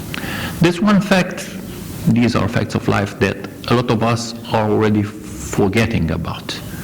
First and foremost, the American president, when he wants to retreat or to move away, and because actually the presence of the US in Europe has been assumed by the Americans specifically for that, because it costs more to come back to Europe and to deal with the mess and to once again, and the nuclear umbrella is ensured by the American due to the same facts, to the same situation, to avoid that each of the European countries are going to move to nuclear capabilities or something else. I think that history gives us enough lessons to think over and to look very attentively when we are trying to shake any type of security or defense establishment 70, 80 years after and even more. And by the way, Brexit has a very complicated role, and if we want to look at the posture and at the role of Great Britain, we should go back in history and see, you know, the balance of power and the game that Great Britain has always done in Europe, in order to realize what is going to miss afterwards and how we can somehow offset, if ever, the presence of Great Britain. I'm underlining this because, once again, Great Britain going out of the EU, I suppose at this point that even the very hard Brexiters already know how big mistake and how misleading their campaign was some 2 years and something ago. Thank you. Velizar, do you have to add?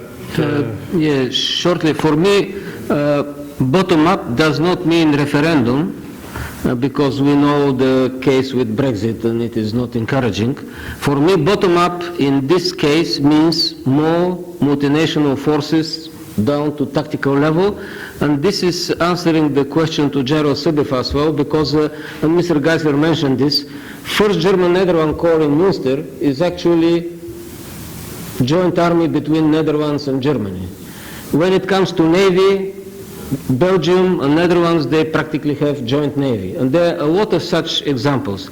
It means we could build European forces bottom up, and this will solve many issues instead of looking for asking these questions to people without enough preparation. When it comes to this single set of forces, again, actually, US forces in Europe are not mixed up with European forces. They are under US European command, more or less. Everything else in Europe, in NATO force structure, are European forces that if there is political decision on EU level, all these forces are available through the host nations of all these formations to be used. For nuclear issue, this is mandate of NATO. It is non-proliferation and arms control. I think this is the way forward.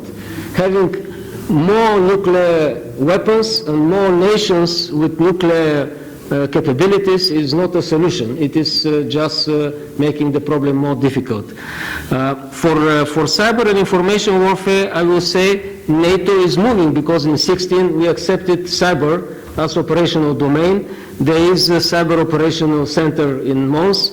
NATO Communication Information Agency is working a lot. There is space strategy that includes issues of information warfare. But most important is, at the end of the day, we are living in physical world.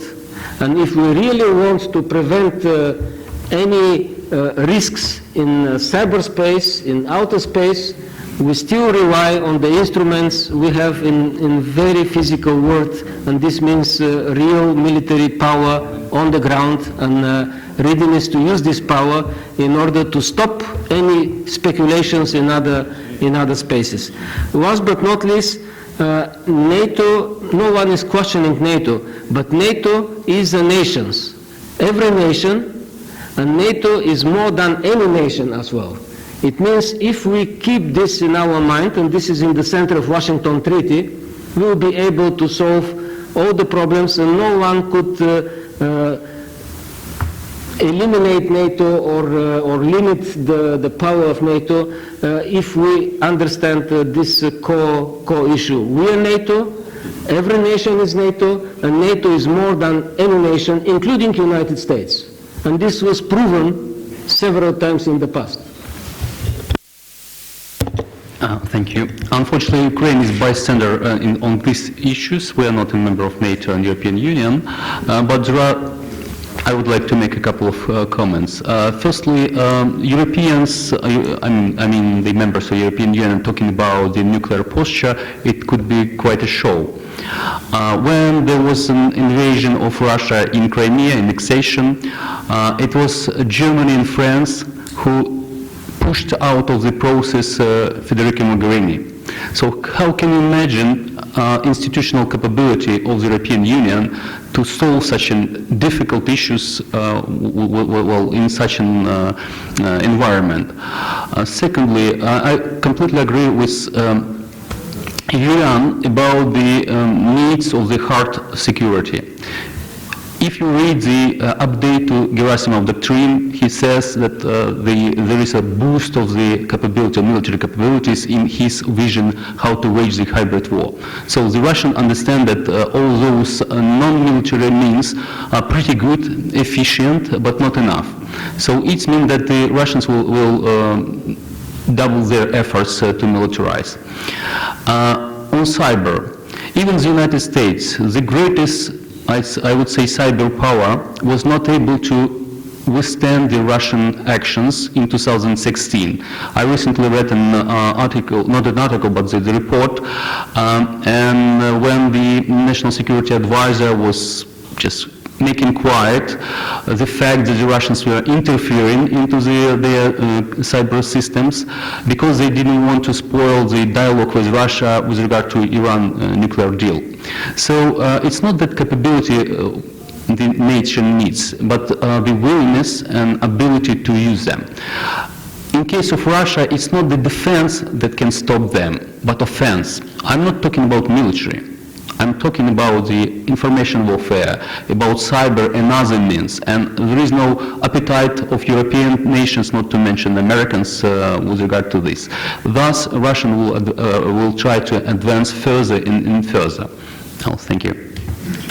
Okay, I promised to give a possibility for two probably more questions over there, and after that we'll finish the panel. Just a small comment from a diplomat of a country frequently cited in this conference. I'm from Turkish Embassy in Sofia, Erman Topçu Counselor. Just a couple of comments after all the speakers. First of all, thank you very much for this meeting. Turkey has been a member of NATO for 67 years, and to all of the programs of NATO, we are among the largest contributors. But as you know, the current security environment of Turkey, we are facing multiple challenges. We're fighting multiple terrorist organizations, and unfortunately, one of them is currently supported by one of our allies in NATO. So it is more than normal that Turkey is trying to create an environment of taking breath and related to its security. But that doesn't mean that Turkey is drifting away from NATO or it's becoming a lesser partner and, for God's sake, not a threat to Bulgaria or not a threat to NATO. We all know that the current discussions are emanating from the fact that we are procuring S-400 defense systems from Russia out of necessity, out of requirement, because we haven't been able to procure it from our allies for more than 10 years when we needed it quite direly. But as you know, our foreign minister has just declared last week that we have proposed a technical committee to NATO and to the Americans to study the effects of this procurement on NATO systems. And we are currently working with the US, and just last week our minister was in Washington being received by President Trump.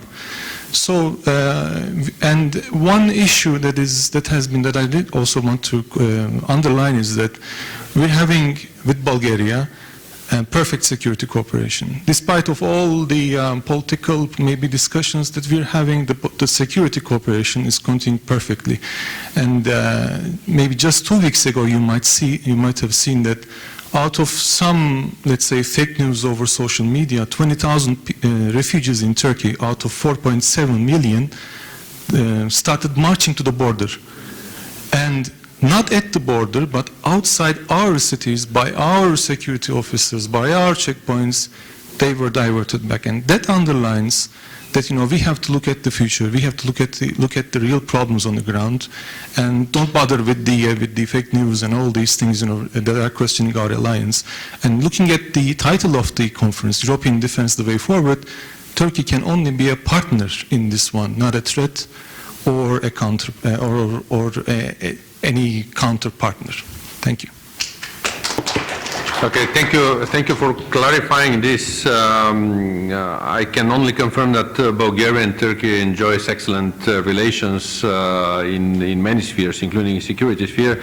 I think that previous speakers, they were mentioning Turkey not for blaming or assessing the country's positions, but mainly as bringing some facts, because there are objectively different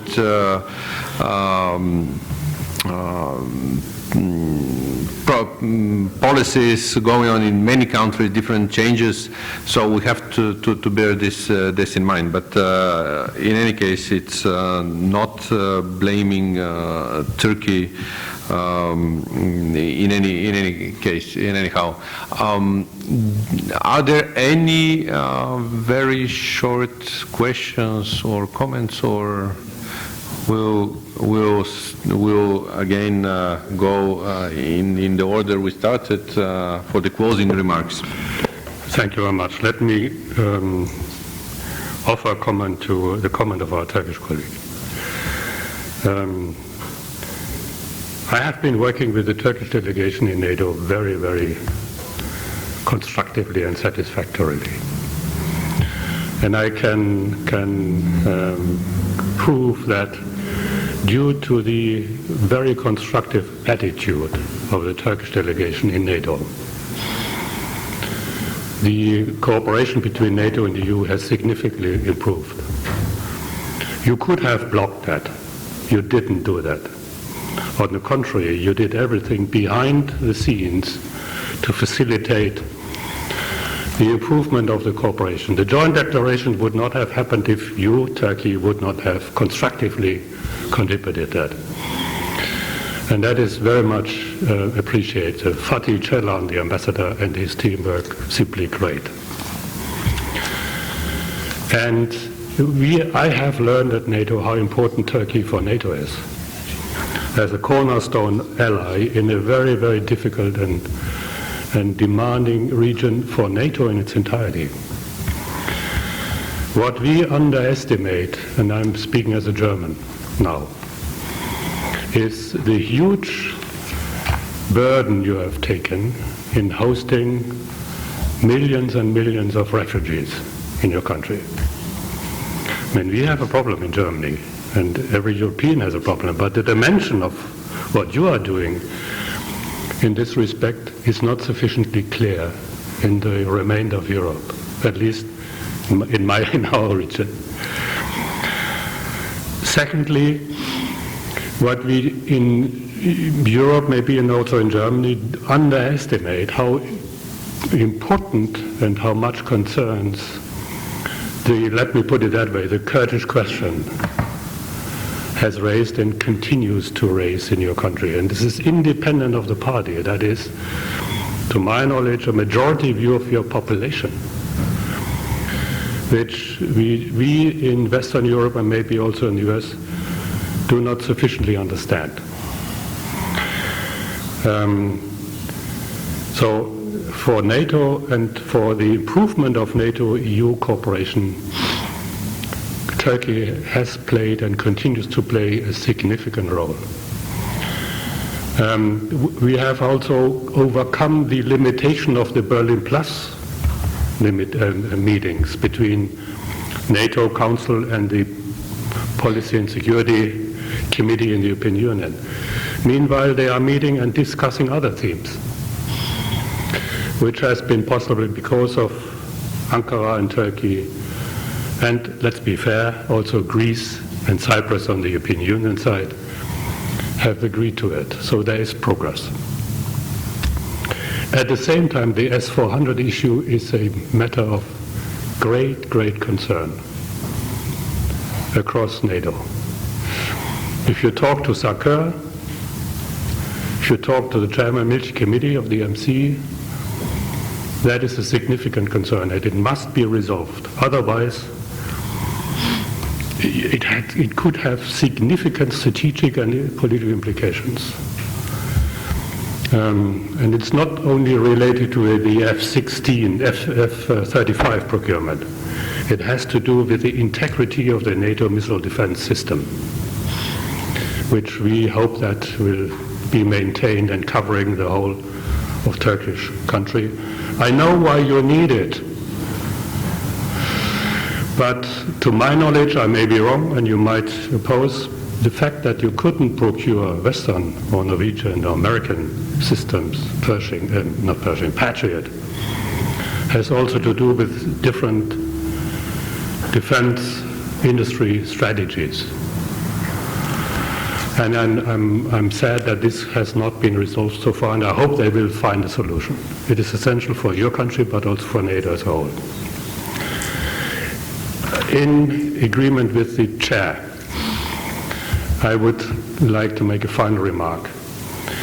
I have taken it from the first panel that Bulgaria is very much interested in contributing and also benefiting from the developments related to European defense, PESCO, EDF, projects where the defense industry can cooperate. And it is my feeling, I may be wrong, that you are looking for an orientation, direction and guidance where to focus on. And Velisa has already mentioned it. This bottom-up development of multinational formations is an opportunity. The NATO Military Committee is currently working on a NATO military strategy for deterrence and defense and protection stability.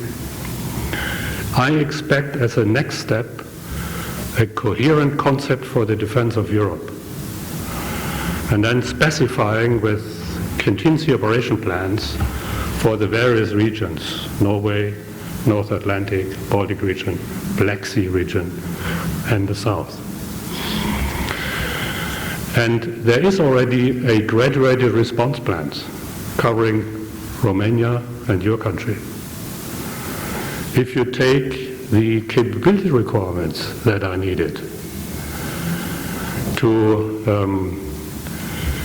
implement these advanced plans, you will find an orientation what capabilities are needed and also which capabilities require and can only be afforded with multinational cooperation. And then my suggestion would be, you may wish to consider to create additional PESCO project, so that with the means and with the money of the European Defence Fund, those projects which are relevant to the security of your region, your defense industry, but also for NATO and Europe, could be further developed. And if I can say that, do that together with your neighbors. Regional solutions have a much bigger chance to be recognized by the European Commission and by the European Union, to be supported and funded, than only SME items, small and medium enterprise projects. That was my final recommendation, if I may. Thank you very much. Okay, thank you very much, and it's a very good bridge to our Romanian colleague, because indeed there is room for better cooperation between both Bulgaria and Romania, developing regional projects. Julian. Thank you very much. I'm quite sure that all the Bulgarian officials, and especially the military chief of defense and military staff, they know already what is on the table, and that's always an open door if there's a will. Now, I'm coming to the comment, it's unfair to single out one of our allies, especially one of our best allies and neighbors here in the region, I mean Turkey. I have an excellent relation with Takamil Dema. I'm quite sure that you know, the former Assistant Secretary General, an excellent friend. What I would like to state for the record is the fact that Turkey is a loyal ally of NATO. Romania and Turkey, we are sharing a strategic partnership which is very in-depth, and it's a part of our trilateral Poland, Romania, Turkey, which acts very, very well, and it's a part of the conundrum that we were talking about, B9, Bucharest 9 initiative, the 3 Cs and the trilateral.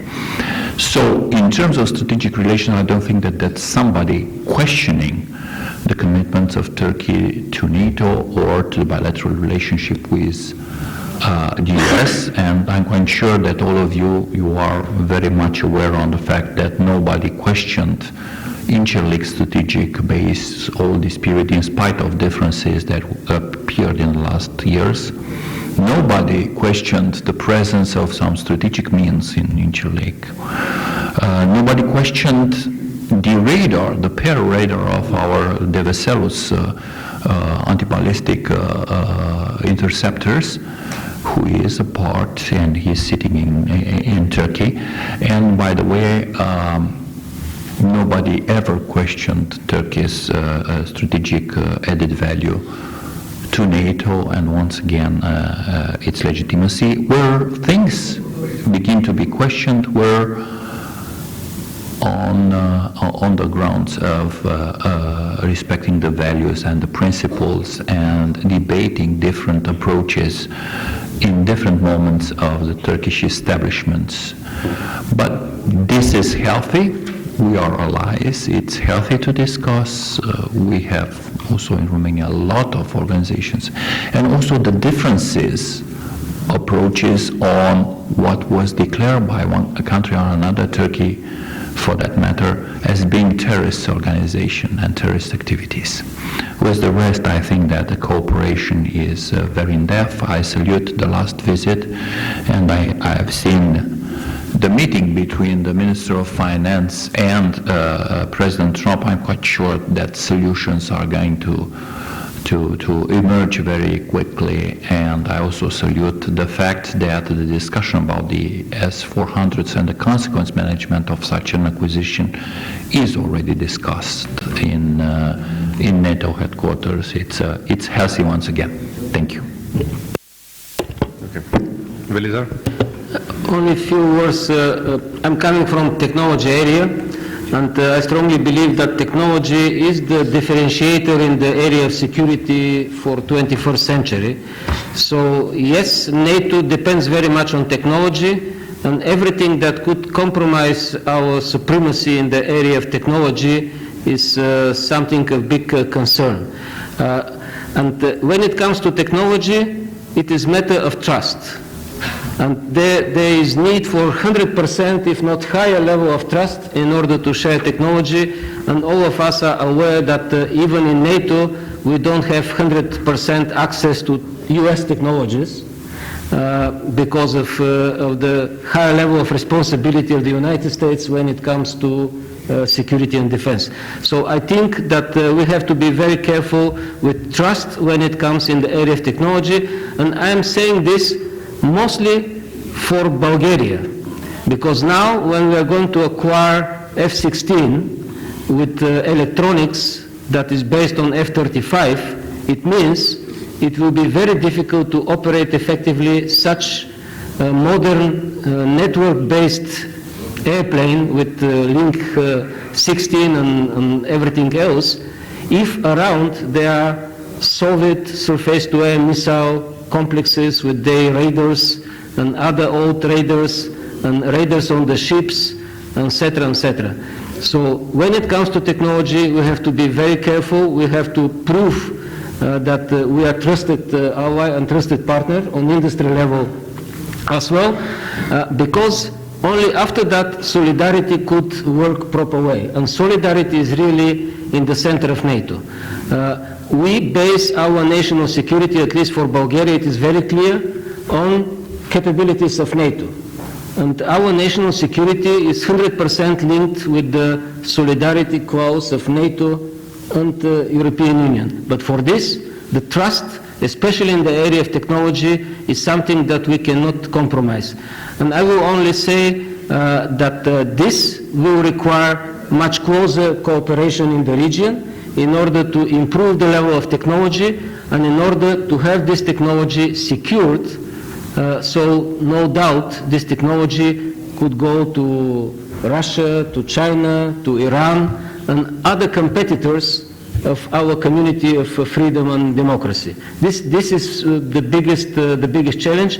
And my understanding is that some concerns in NATO around this deal with Russian C-400 is that this is in the most sensitive area of missile defense, including nukes, as was discussed. On the other side, I'm absolutely confident that there will be solution because NATO was very responsive and demonstrated solidarity with deployment on rotational basis of Patriots from Netherlands, from US, from Germany, I believe, fully integrated with very new NATO missile defense system. So there will be a solution, but it is not about special attitude, it is about importance of technology, and it is message to Bulgarian decision makers as well, for everyone in NATO. And by the way, the new Chief of Staff of NATO Communication Information Agency is Turkish officer, and we are very proud of this because it means our region is contributing to the most advanced technology body of NATO. Thank you. Alexander. Thank you. I would like to use a metaphor. In the Zen Buddhism, there is a concept of the water like the consciousness like a water. It means that this lake in water is still, it can reflect the moon.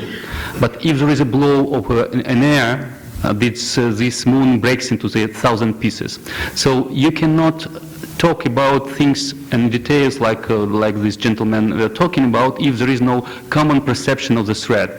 And obviously there is no common perception of the threat within the NATO allies because everybody is seeing the closest threat as a major one. And without communicating with each other, without assessing these threats, it's impossible to forge a strategy how to cope with it and then how to employ the scarce resources to cope with these threats. So thus the key thing for me is that the Europeans and NATO members need to think and to have a broader picture of what's going on in the world, who is going to be the next adversary or foe or competitors, and to talk and to wage this common, let's say, vision with regard to the security environment. Thank you. Thank you, Alexander. It was a very good end of our discussion because obviously we need to strengthen our union, our alliance. We need to develop capabilities because challenges and risks, they are objective. We want this or we dislike this, they are objectives, so we have to invest more. But what we need, I think, we need a strategic thinking, a strategic views, and moreover, strong leadership. This is key for the success. Let's see what European elections will bring to our common bodies, what will be the composition of the Parliament, of the European Commission, what policies they will pursue, what ideas they will bring for the future development of European defense. And of course, we have to see also development in different European countries, in which way or what ambitions they will pursue in the future. This is also something which we'll see in the future. I would like to thank you very much. First, our panelists. Let's applaud them. I would like to thank you all for taking part in this vivid discussion. I would like also to thank our technical staff interpreters